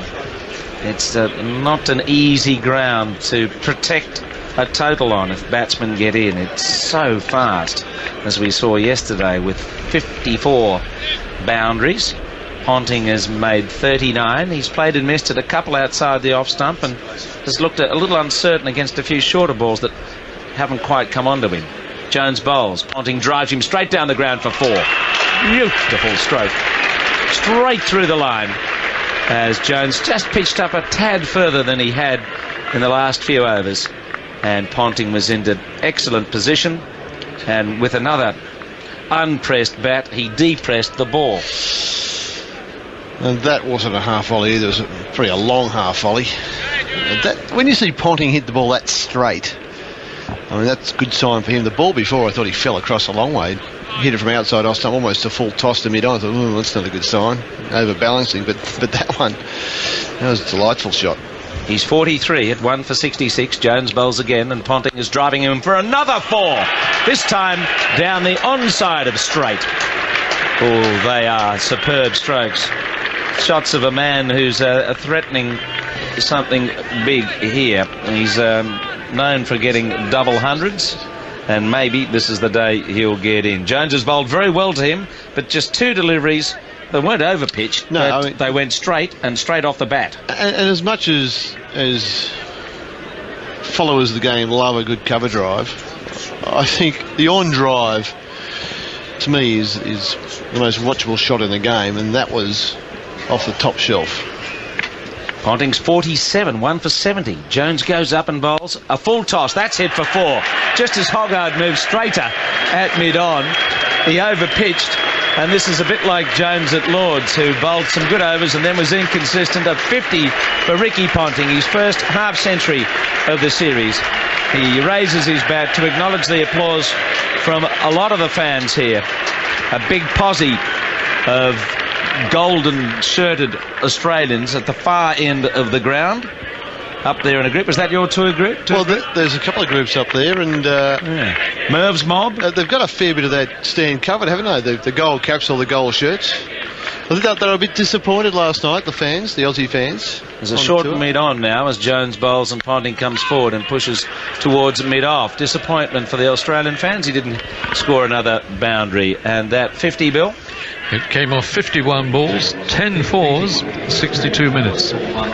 So we're back where we were yesterday. 5 runs and over. That was the 14th over of the innings. It's 1 for 74. Langer 17 and Ponting 51. And there's going to be a change down at the city end. It looks like Andrew Flintoff is coming into the attack. Hayden out for a primary today, so primary club members, you've got a shell out. Yeah, it's Flintoff on, and it's no surprise that the last over from Harmison looked a tired one. Just one too many, and that was a poor over from Simon Jones. He'd bowled a couple of, well, 2 maidens he started off with, but that over was sadly astray, particularly the full toss that got banged through mid-wicket. Not sure what Jones is trying to do that over. It was bowled a much fuller length, and we've not seen the ball swing or seam today. You can't afford to get it too far up when the pitch is playing well. Give the batsman driving practice. So Flintoff to bowl to Langer. Steve Harmison's temporarily off the field, and he's been substituted by Gary Pratt from Durham as Flintoff runs in and bowls to Langer, and Langer goes back and he turns the ball off his hip fairly fine towards the man in front of us. That's Jones, who gets rid of the ball rapidly as they wandered through for 1. Langer is 18. It's 1 for 75. And it's quite a tortured look on Simon Jones's face as he just walks right down in front of us after fielding that ball, and probably just wondering what went wrong in that last over after a good start. I mean, his job at the moment is to just bowl a nice tight line and length. We had 2 maidens to start off with and 13 off the last, and that over, everything far too full. And some good shots from Ponting, but the last ball was a full toss, which was an invitation to hit it anywhere on the leg side. And Jones is having some private thoughts to himself at fine leg at the moment, just trying to sort out that last over and get it right for the next. There's 2 men on the boundary behind square. Flintoff, Ponting goes back and knocks the ball down to Pratt, who fields out there at point. Because it's long been the policy here in England to release the 12th man to go and play for his county and have A.N. other substituting. Some of the great catches in Test cricket have been taken by A.N. others. Alan Rees, I think, took one. Copley years ago at Lords got McCabe out to a great catch. Here comes Flintoff, Ponting forward, pushing away on the offside, and it's fielded at cover. Hildreth at Lords in the Trent first test. Bridge, I think, because Copley came from there. But I'll check it out. This is very much the pattern, though, but it's not the way in Australia, is it? It happens rarely. It's normally the 13th man who might be fished out of a local side. Yeah, the geography's sort of helps in England. You don't fly someone in from South Australia to be 12th man at the SCG. Yes, well, it's Flintoff bowling and Ponting's forward. He squared up slightly. The ball just stopped a little bit and went down the offside. But I was reading Steve Waugh's comments saying that really, it's been the Australian policy. If it's Bickle or Lee, they stay with the team. You don't send them off somewhere else. I mean, once again, geography's always demanded that. And I can't really think of a 12th man who, at a test match, has gone off and done something else. However, 12th men in state games often go off and play with their clubs on Saturdays. Flintoff once more from the city end. He bowls to Ponting, and Ponting leaves a ball. It's just outside the line of the off stump, and Biddle's digging into his archive here. Yes, it was in 1930. Sidney Copley, a 24-year-old member of the Nottinghamshire ground staff, fielding at mid-on as substitute for Larwood with a stomach upset, made a lot of ground, took the ball at full length, and although rolling over, retained possession. An historic catch ended potentially a match-winning innings from McCabe, who made 49. England winning the game in the end by 93 runs. Flintoff bowls just wide of the off stump again, and Ponting's having a look. No thanks. And that's the end of the over. 1 for 75. 18 to Langer. 51 to Ponting, with Hayden out for a first ball duck. Good start from Flintoff. Some good pace there. Got a bit of good carry too through the keeper. He's just warming up. I didn't see him do too many stretches before he began that spell. He might just warm up and work into the spell as more a traditional way of the bowler coming on. Have a few looseners, a few warm-ups, and then get your act together. Freddie Flintoff strikes me as being a more traditional cricketer. Interesting move here. Ashley Giles is into the attack.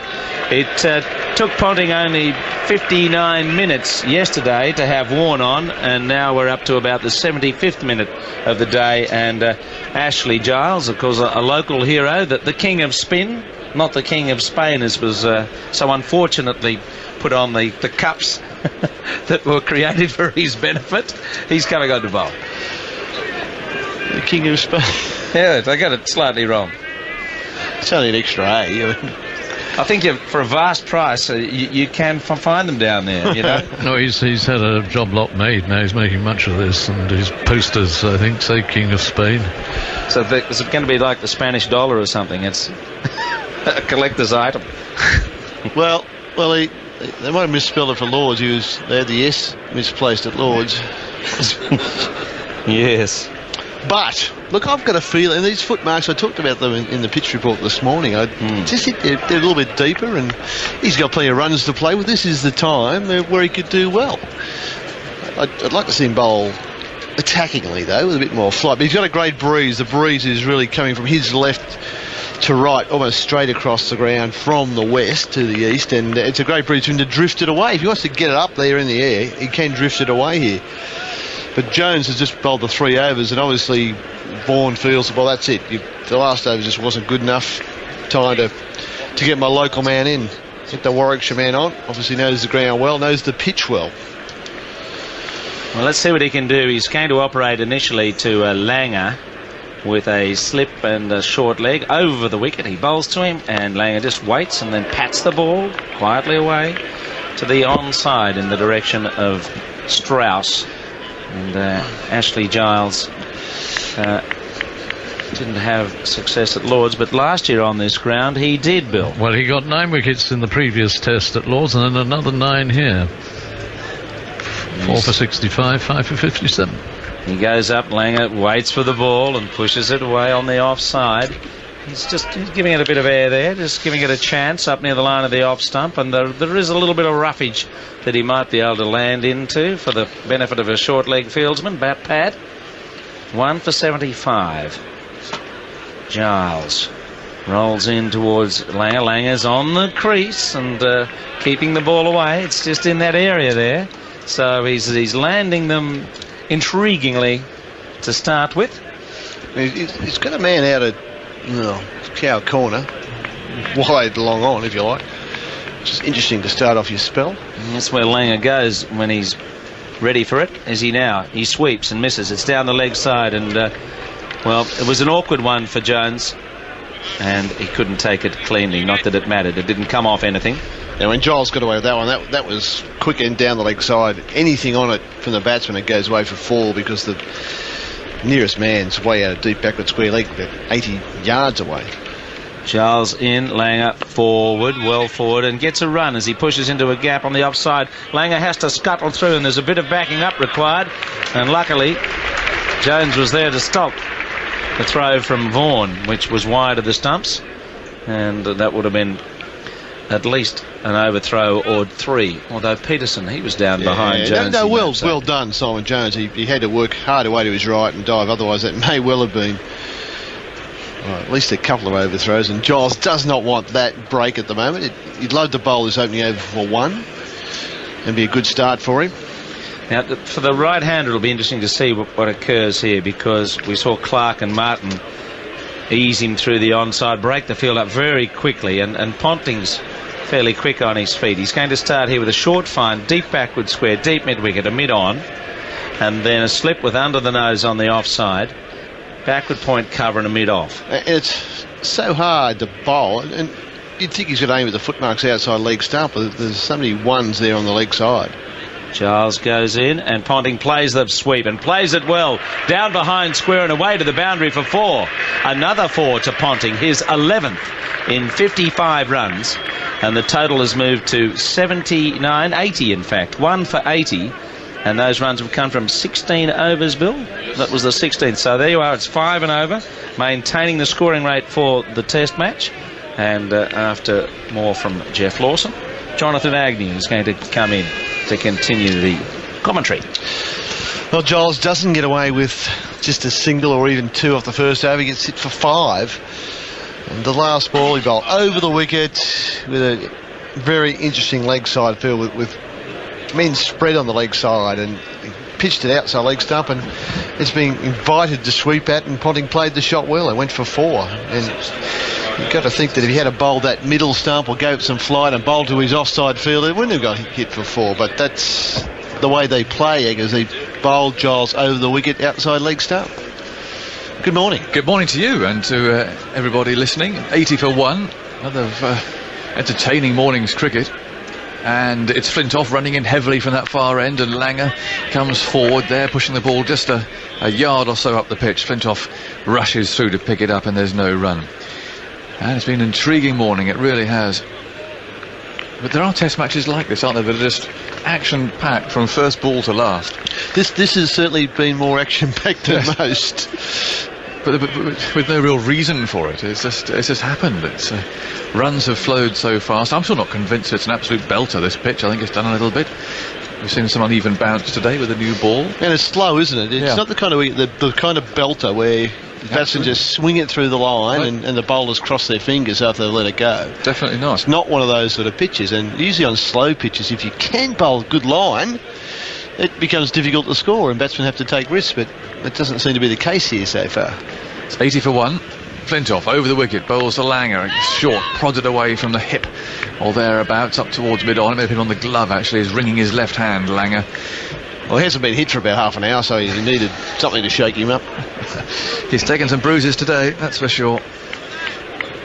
Opening batsmen are supposed to take bruises, aren't they? I mean, let's face it, you and I here, former fast bowlers, but very fast, both of us, that one of the greatest sounds in cricket is the sound of leather on flesh.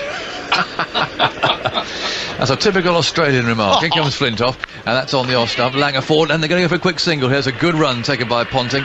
A one-day style, really, with the ball trickling away only a yard into the offside. But maybe he knew that Langer was in some discomfort, and so his captain there taking the pressure off him. 81 for 1. Now, you used to, bluster and blow and bounce people down the hill at Grace Road. And very occasionally. Did you? I suppose you apologise every time you hit someone on the arm. It was a horrible thing to do. Hit the England captain once, didn't you, in the nets? Very painful to be hitting. Did he have a bat at the time? Or? He did. Here comes Flintoff, and that's pushed away by Ponting into the onside. It was 1978, Mike Brearley, and I was on one of those old Whitbread scholarships. Remember those, Bill, don't you? When a promising youngster was sent out to Australia. Sounds thirsty work. There wasn't any Whitbreads involved, but they sponsored it. And Ian Botham, I think, was on the year before. He was. Me. He'd been to Melbourne. That's right. That's where he and Ian Chappell got on famously, wasn't it? Oh. A little feud that's lasted ever since 1977. 81 for 1. And Flintoff from the far end, bowls on the off stump, Ponting forward, plays his back to him, and there's no run. I turned up for the Boxing Day test at Melbourne, or at least before Christmas, this. A couple of days before the game, I suppose, and there'd been some rain around, very unlike Melbourne, of course.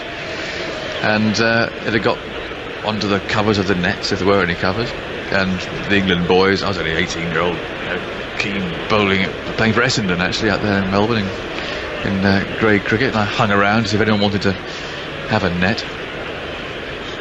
Here's Flintoff, and that's turned away for 1 run by Ponting. He goes to 56, 82 for 1 at the end of that Flintoff over, which was his second. Tidy, 2 overs for 3, and aggressive in typical Flintoff way. And Mike Brearley, captain, said, I think I fancy a net.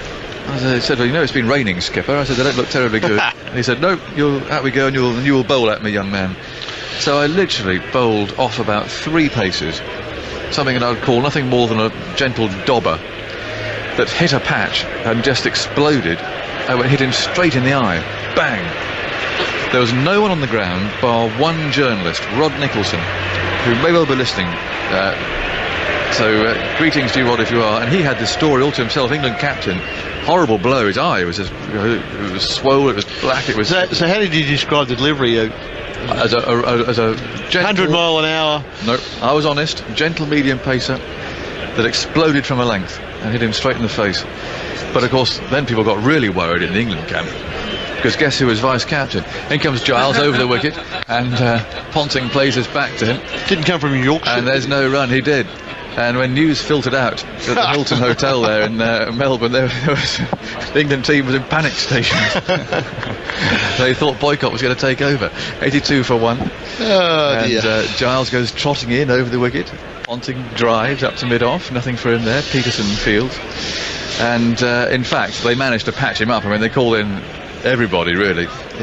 Brearley, I think, was attended to by just about every type of physician in the land to get him back on the field. And were you then a minor celebrity in Melbourne? Well, do you know, I was briefly, because the Aussies rather liked that. They didn't like Mike Crilly very much anyway, did they? Oh, not really. He was a visiting England captain. They gave him some stick. Here's Ponting, forward, playing up to extra cover.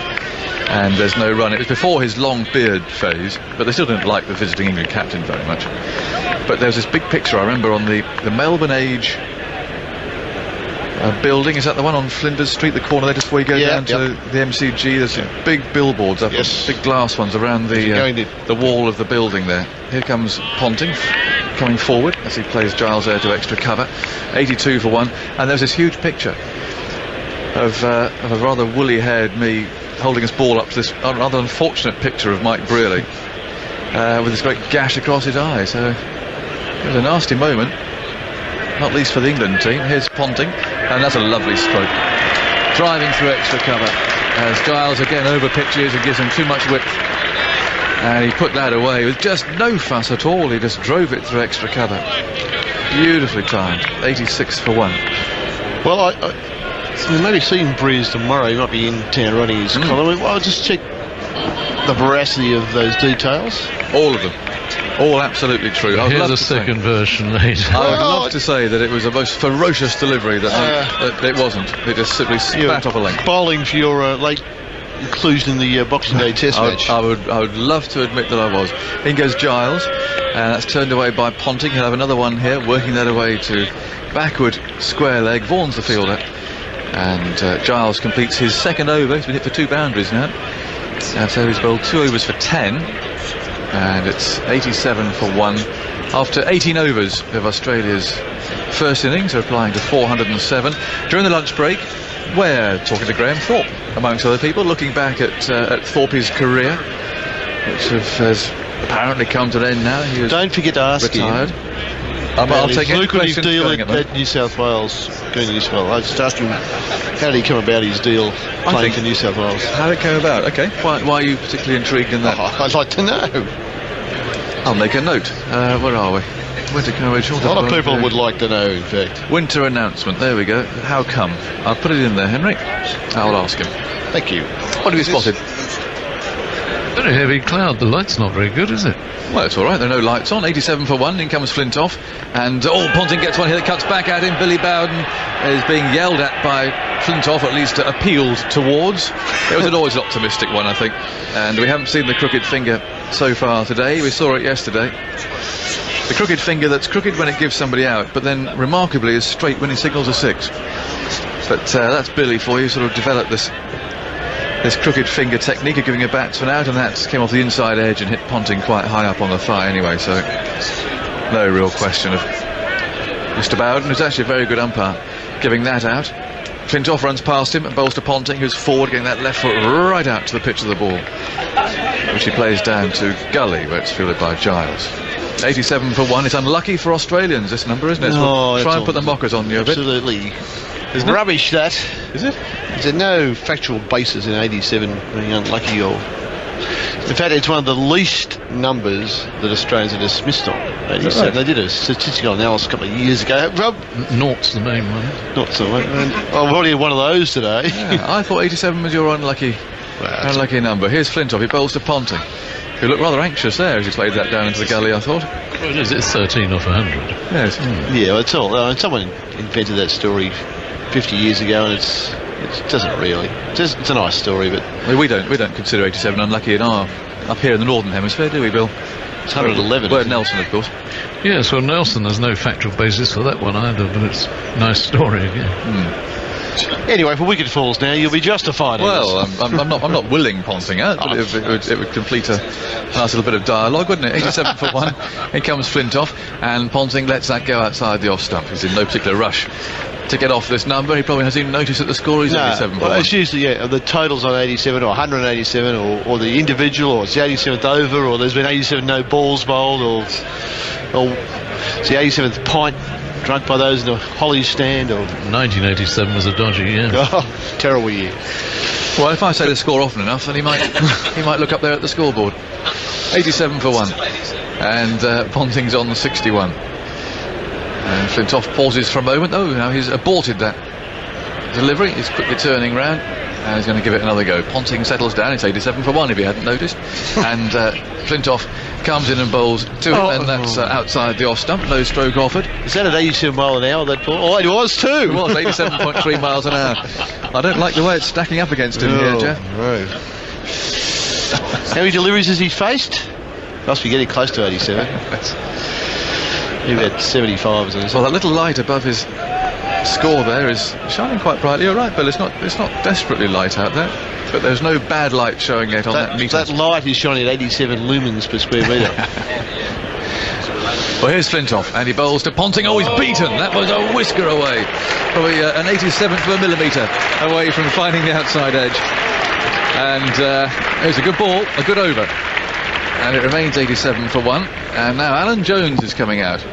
He, the former Middlesex, Sussex, Glamorgan, Somerset. Yeah, he got capped by 4 of them, and he's just sent it over the light meter. He has. Oh, we're going shipping. Radio 4 listeners. Sorry about that. There's a quick cue for you.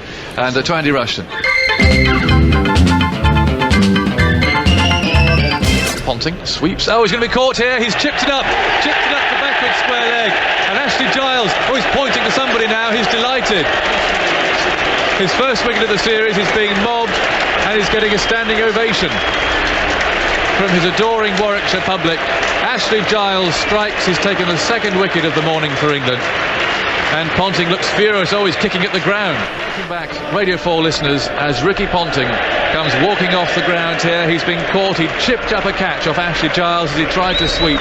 And Michael Vaughan took the catch at backward square leg. Ponting is disgusted with himself. He's kicking at the ground as he walked off. He looked so well set. He's made 61 from 76 balls. And Ashley Giles was absolutely thrilled as he took that wicket. He was leaping around, cavorting about. He was pointing at somebody in the England dressing room. We're not sure who that was. Maybe Steve Bull, the psychologist. But he's taken a wicket. And Ponting, having hit 12 fours in his 76, in his 61 rather, having faced 76 balls, is out. 88 for 2. Well, it's a big wicket in many ways for England and for Ashley Giles, not just because Ricky Ponting was in such ominous form there, but because the Australians themselves have made great play about how Ashley Giles wasn't going to get a wicket in this series, and they were just going to milk him around, and if he's going to get to the third test, he'd have to get the second test first, and just getting on top of him. So he's actually a remarkably well-balanced character, Ashley Giles, in spite of what we've the storm in the teacup, if you like, over the past couple of weeks. But he's been an integral part of England's success over the past couple of years. With bat and ball. With bat and ball, indeed. And just generally being Ashley as well. Yep. Well, he'll be happy now, and he's bowling to Martin. In he goes, and Martin comes skipping down the pitch. My word, he flicked that away into the leg side. He had no idea where it had gone. And it just went wide of Ian Bell there at short leg. And there's a great roar for Ashley Giles, and his teammates are running up again. More slapped hands, slaps on the backs, slaps on the bottoms, you name it. And bit OTT, I think. It's likely so. It's like a man who's taken his 500th Test wicket. But anyway, Ashley has been low, as we know, and let's not hear any more, I think, from him about grumbles and gripes. He can bowl, everyone knows he can bowl, and he's picked up a wicket there, and a key one for England too, with Ponting out for 61, and Michael Vaughan was absolutely delighted too, punching the air. And it's 88 for 2 with... It came out the rough a little bit, do you think? I mean, it got a little bit big on him in the sweep. It was probably the right length, but he ended up trying to play it from nearer knee-high than ground level. It's a good job that Ashley Giles hasn't had one of these Shane Warne, Graham Gooch hair jobs, because having seen the way that his teammates there were rubbing his hair in congratulation, it would have fallen out by now. Well, Shane Warne gave his a real going over yesterday, didn't, as the ball kept disappearing over his head, so it remained intact. Seemed to survive, yeah, it's a good advert for it. Very, very industrial strength. Glue, yes. Now in comes Flintoff, and that's on Midland leg. Langer tucks it away for a single out to mid-wicket. 89 for 2, and Langer moves to 22 with his West Australian teammate Martin for company. And well, England would love another wicket before lunch. It's been again a lively morning, plenty of boundaries, shots being played. There's been bruises for the batsmen, some aggressive fast bowling from Harmison, and well, the game's in the balance at the moment. 89 for 2 as the field settles down. What have we got? Harmison's coming into a second gully, so there are 2 slips, 2 gullies, a cover point and a mid-off, and then a mid-on, forward short leg, that's Bell with the helmet on, and down to our left, the long leg. So Flintoff comes in and he bowls to Martin. Oh my word, that came cutting back and kept rather low, and Martin just got his bat down on that, and that's another indication. We talked about this pitch yesterday and the decision taken by Ponting. Well, that's certainly from here.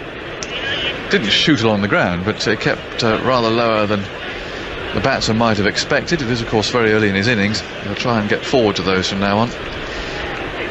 But if the pitch does deteriorate, and there is invariable bounce, and this innings of Australia's is clearly vital as far as the context of the match is concerned. In comes Flintoff and bowls, and Martin, with plenty of time this time, shuffles forward, plays up to Vaughan at mid-off, and there's no run. 89 for 2. Sun trying to peek out as England again look busy. It's a little bit quiet, and Ponting was playing so well there over the last 45 minutes or so, but a wicket makes all the difference.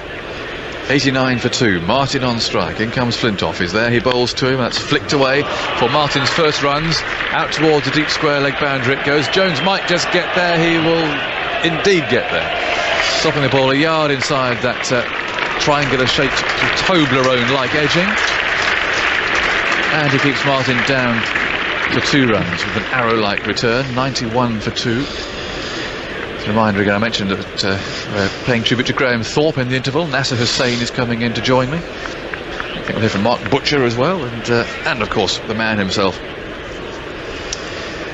So that's all coming up in the lunch interval. 91 for 2. Up comes Flintoff. Now that's outside the off stump and goes through at quite a rate.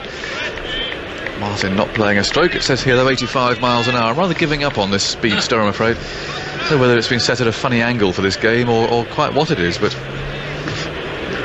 certainly Harmison and Flintoff have bowled every bit as fast as Lee did yesterday. Maybe it's interesting that Lee of course bowled from this end, and the other end to Flintoff and Harmison. Interesting thought, yeah. One end isn't as accurate as the other. 91 for 2 is Flintoff, and Martin goes back here, punching out up to mid-off. They take a quick single. Vaughan throws at the stumps at the far end, misses. The crowd groans there, suggesting that it was a pretty close run thing. But Martin survives. The throw didn't hit the stumps, and so Australia, with 20 minutes to go before lunch, are 92 for 2, with 22 to Langer and 3 to Damien Martin. More from Mike Selvey, and then it'll be Henry Blofeld. I suspect that Damien Martin was home there, although one can never tell these days. A number of times that the eye is deceived and the camera proves otherwise, that he might well have been just a fraction out. We shall find that out shortly, I dare say. England not hitting the stumps again. It's if England have a general failing in the field, it's their ground fielding, which can be exemplary. Is hampered only by their inability to hit the stumps when it matters. In fact, the Ashley Giles throw at Lord's, where he got a run out, stood out quite starkly against some of the other efforts. Well, it did, and of course, if Peterson hit the stumps early today before Ponting had scored, it might have put a very different complexion on things. But nonetheless, that wicket of Ponting's falling when it did is just what the doctor ordered for England. They needed a wicket before lunch, and now they'll think they need another. 3 men round the bat as Giles comes in to Martin. Over the wicket, Bowles. Martin's down the wicket, playing that one. He's looking very confident, isn't he, the way he uses his feet, out to Hoggard at deep mid-wicket, and they run a single. So 93 for 2, Martin goes along to 4. Giles, who's full of the joys of spring, and of course he's answering his critics in the best possible way. He did answer them verbally last week, which perhaps wasn't the wisest way. Better keep your mouth shut and do it on the field. And that's exactly what he's doing, and all credit to him. He's a very nice man, and I've called him always the wheelie bin, which he doesn't actually object to at all. I talked to him about this. He's an amiable wheelie bin. It's just the way he runs in now that reminds one slightly of that. In he comes, Bowles. Langer plays no stroke to one outside the off stump that went straight on, or it may even have been the arm ball and gone just a little bit further away, and taken there by Jones, who turns and talks to Trescothick at first slip. We got a first slip and a forward short leg, Ian Bell. Giles back, walks half a dozen strides up to the wicket now, Bowles, and back there goes Langer and squirts that away just behind square. He's going out to Harmison we're running from deep cover to deep third man. He doesn't pick the ball up, and one short run. That was Langer. You didn't often see that, do you? And one short run signalled by Rudy Katzin by just putting it, touching at the top of his shoulder with his right arm, and coming in from a sideways angle. So 95 for 2. And here is Giles again in Bowles. That's driven by Langer down to mid-off. Jones is the fielder. There's no run. Some quite menacing dark clouds are building up all the way around the ground.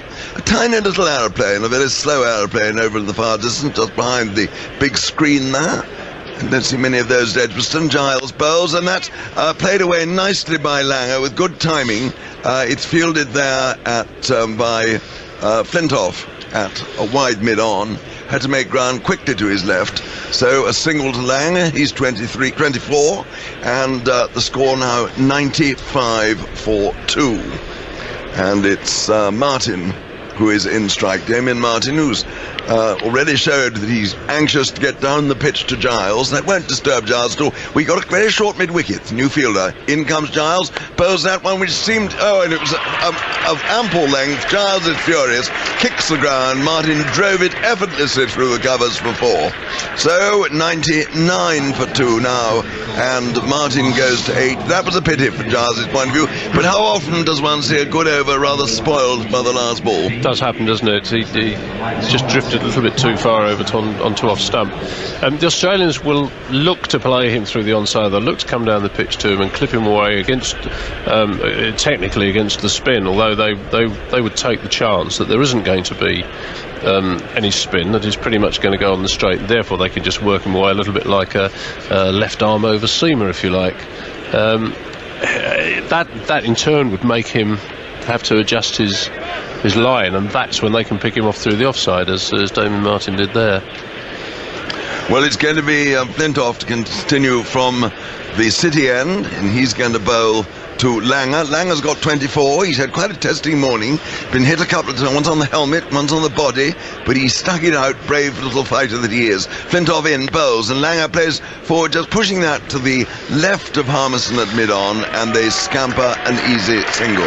The 100's up, 100 for 2, Australia. 25 now to Langer. And it always, I think, does any Australian supporter good to see Justin Langer at the crease. He really is the Rock of Gibraltar, around which their innings has been built on so many occasions. Actually, his innings thus far sticks out, doesn't it, in the context of this match? As it's almost like retro innings, if you like, an old-fashioned opening batsman in a modern game. In the hell, yes. Fish out of water, he looks. He does, doesn't he? Although one sympathises with him because of those blows this morning. That may have slowed him down a little. But as you say, he's people in the modern day world might call him a bit of a stick in the mud, but actually he's doing a very good job for his side at the moment. And field being changed for Martin. We got 2 slips, a gully, backward point, cover mid-off, mid-on, short square leg and a fine leg. And here comes Flintoff in bowls. Martin ducks underneath that one. It was quite a quick bouncer, that. I don't know what, 91.4 mph. It really was sharp. And Flintoff doesn't get above 90 all that often. But he put everything into that. And he's striving desperately for one more wicket before lunch, which would, I think, give the morning comprehensively to England. And Vaughan waving his arms there at mid-off. Flintoff is in now, bowls to Martin. Martin plays that back straight to mid-on. And Harmison Fields throws back, actually, and hits the stumps at the wicket-keeper's end. Not that there was any question of Martin being out of his ground, but he got a little cheer from the crowd. And Martin knocks the stumps in with the handle of his bat and the time-honoured way, just to make sure they're steady. The bails have been put on, and umpire Bowden tells his colleague, umpire Kurtzon, they need to be just moved over slightly so that they're straightened up. That's happened. Umpire Kurtzon goes scooting off to square leg. And here comes Flintoff in to Martin. He's up the wicket, he bowls, Martin drives. Oh, and that's gone away off the edge of the bat, thick edge, along the ground between second slip and gully for 4 runs. Well, Martin living just a little bit dangerously, but he's come out with great confidence, especially from the way he's played Giles. He's goes to 12, and it's 104 for 2. Poor shot that though, Henry, wasn't it? No movement of the feet, just flung the bat outside off stump. The ball's skewed off down to third man. It really could have gone anywhere. That could have gone to one of the close fielders. Yes, I think thus far England have been a little bit unlucky this morning, and the ball has passed the bat a number of times without finding the edge, and when it has found the edge, it's gone into the gaps. Now Vaughan is moving both Strauss and Trescothick at first and second slip, so they're now standing at second and third slip, which may be a bit like bolting the door after the horse has flown. Here comes, oh my goodness me, it was a short one. Martin went to glance it and got it high on the bat, or even got a glove to it. Jones took off like a trapeze artist, but he simply couldn't get to the ball, and it went away down below us for 4. So Martin really is living dangerously at the moment. He goes to 16. It's 108 for 2, and Flintoff just for a moment thought he'd got him there. His hands went up, but Jones had too far to go. He couldn't get across. Wow, where did that one come from though? I mean, that was barely short of a length, and that flew, that's the uneven bounces creeping in here. It is, isn't it? And Flintoff again, in now to Martin. He's up to the wicket, he bowls now, Martin goes back and forces, and that's very well stopped indeed there at backward point by Bell, who tumbles in celebration. He doesn't, he tumbles while fielding the ball, actually. 108 for 2, 16 to Martin, and 25 to Langer. 23 overs have been bowled, and it's still all happening.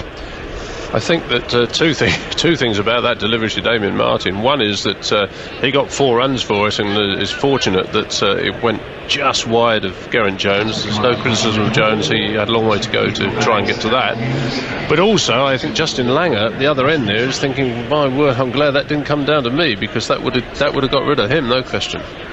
Well, indeed, that's quite right. But Flintoff really working up a head of steam now, and probably he's got 2 more overs before lunch? Certainly 1.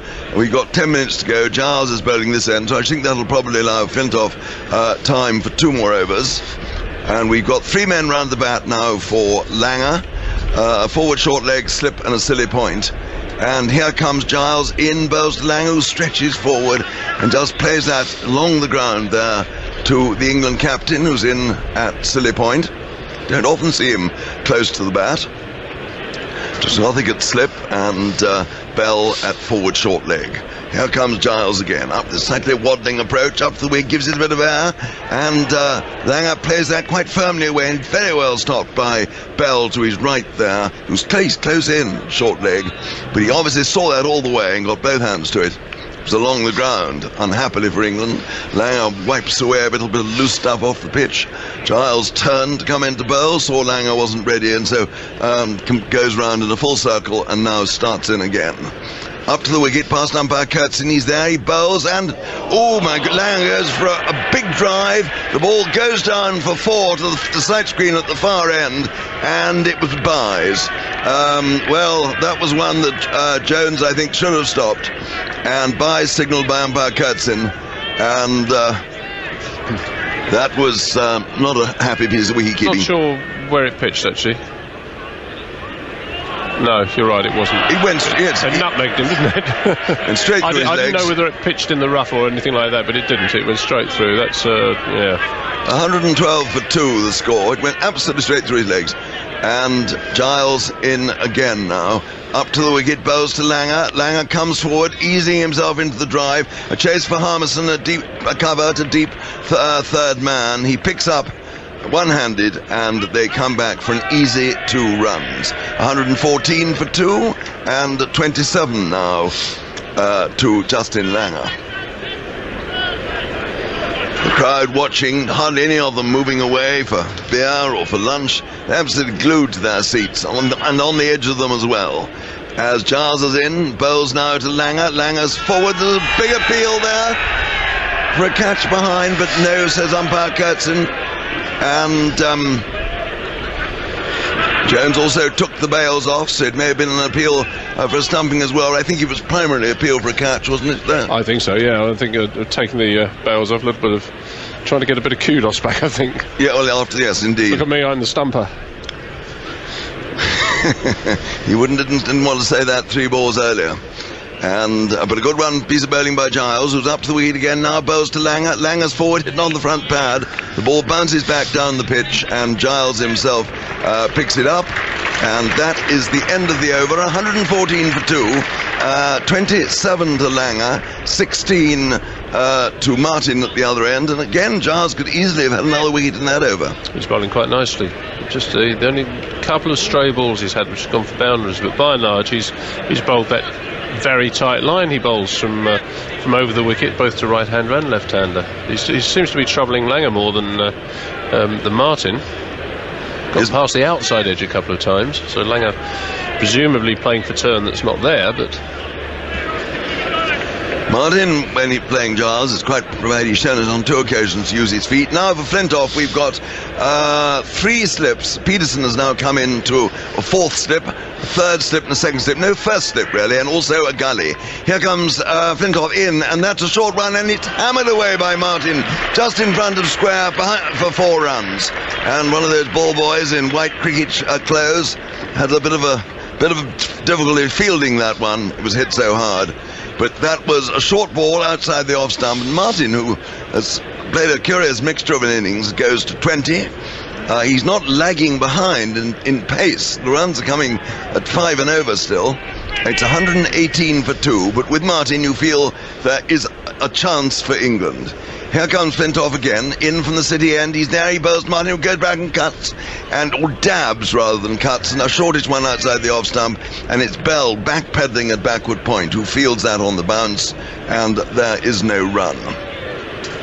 Flintoff walking quickly back to his mark, like a man who knows he's on a mission, and the hands of the clock now about 25 past, so maybe this is his last over before lunch, we'll have to see. Here he comes, running in to bowl to Martin. He's up to the wicket now. He bowls. Martin goes back and forces that away, goes straight to Peterson, who doesn't pick it up cleanly, but keeps it under control at backward point, and there is no run. People beginning to move now, sensing the lunch interval in the Eric Hollis stand over there to the right, where there are some rather curious dressers today. I noticed when I got here this morning, some chaps wearing sort of clothes you and I'd never wear. And I don't know why it's always fancy dress in that stand. Flintoff is in now, bowls to Martin outside the off stump. Martin plays no stroke, and through it goes to Jones, who with a sigh of relief takes the ball cleanly. What sort of clothes would I never wear then, Henry? Well, I doubt I'd see you in a dress, would I? In a lady's dress? No, it's unlikely. I think it's unlikely. Well, it's unlikely you'd see me anyway. I'd lay sort of, I think, 33 to 1 probably. I don't think with confidence. I don't think we'll go down this path any further, do you? No. Generally rather fruitless. And here comes Flintoff. Up to the wicket now, bowls to Martin. Martin plays that away to wide of mid-on. They scamper for a single, and Vaughan tries to his direct hit, and they think they've got him out, and umpire Bowden calls for the replay, but it was a marvellous piece of fielding there by Vaughan, and they seem to think, the England players, that they've run Martin out. Well, we'll have to see. Yes, and I think Martin also thinks he's out. He's walking, he's coming down to the middle of the wicket. I thought for a moment he was walking off towards the pavilion. Well, all eyes to the replay screen. And the ball picked up, he's throwing off balance, yes, and he's out by some... Is he... Yes, he's out, not by some distance, by about 3 inches. That is exactly the break England wanted before lunch. Goodness me. We haven't got the decision from the third umpire, Jeremy Lloyds, yet, but there's no doubt to my mind that will be given out. He was only about an inch or two out, but that is good enough. A miss is as good as a mile, as they say. And the umpire Bowden, in fact, himself was in a perfect position to see, yes, he's been given out, Martin, run out for 20, thrown out by Vaughan. A marvellous piece of fielding, 118 for 3, and England really will be feeling jubilant at that.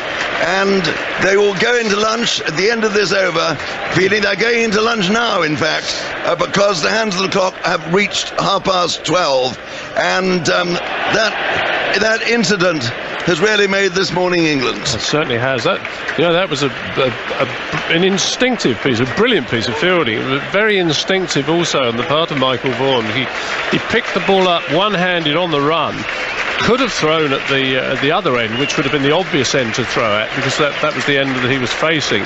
But instead, actually threw it unsighted, pretty much over his shoulder, and very much off balance too. Indeed, off balance. And that's instinctive, brilliant cricket, inspirational cricket, and it's just about giving England the edge on what hitherto had seemed pretty much an even session, I thought.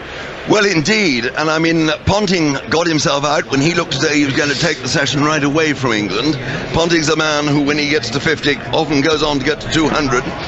He was out for 61, sweeping at Giles, being caught by Vaughan, an easy catch at backward square leg. And then, of course, that run out by Martin, who'd been living dangerously. There have been once or twice when he could very well have gone, but then he did in remarkable fashion off the very last ball before lunch. And as I say, 118 for 3 Australia at lunch in reply to England's 407, and that will give England a tremendous boost of confidence. Oh, you're going to lunch with that behind you. It's not just the wicket, it's the manner of the wicket, isn't it? It's the second or third close call Australia have had to run out. Ricky Ponting could have been run out before he'd scored. I had a direct hit, and I think there was another throw earlier on before that one, and that drives a team on, something like that. That's uplifting. It's happened exactly the right moment, just before the interval. It'll take them in high spirits. It'll deflate Australia. They've got to start again. Now they've got Justin Langer there, who's has played an old-fashioned sort of innings. 27 not out. He's batted 24 overs for that, which in the context of this game is actually quite extraordinary that somebody's actually getting their head down. But I think he's probably doing the right thing. Nobody in this game has cracked on yet, have they? And no one at all. They've all gone apace, but nobody's cracked on to get the big 100.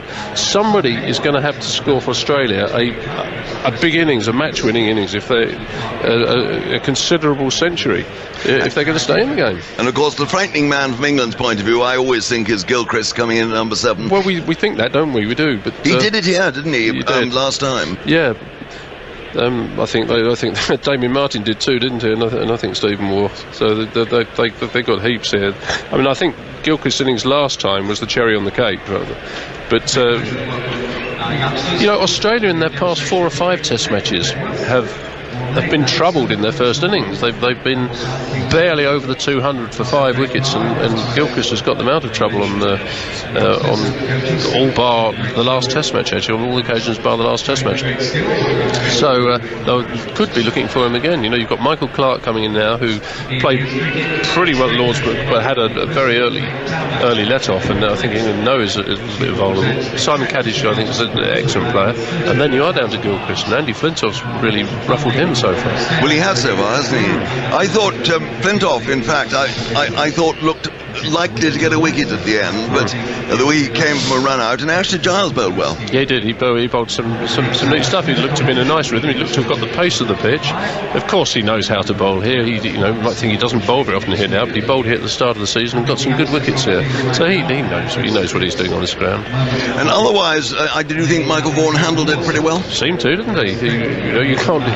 When you set an odd field and somebody smacks it to your field at first ball, you think, oh wait, this is going to be my day. And well, it has been thus far, hasn't it? He's taken one catch, he's run out and set the field for the other one. So yeah, good morning for Michael Vaughan. Well, let's have a look at the figures. Langer is not out 27. Hayden caught Strice, bowled Hoggard 0. Ponting caught Vaughan, bowled Giles 61. Martin run out by that splendid throw of Vaughan's for 20. Well, splendid if you're English, not so splendid if you're Australian. The score is 118 for 3 in reply to England's 407. The bowling, Harmison 7 overs 1 maiden, none for 33. Hoggard 4 overs no maidens, 1 for 26. Simon Jones 3 overs 2 maidens, none for 13. Flintoff 5 overs and 5 balls, 1 maiden, none for 20. And Giles 5 overs no maidens, 1 for 20.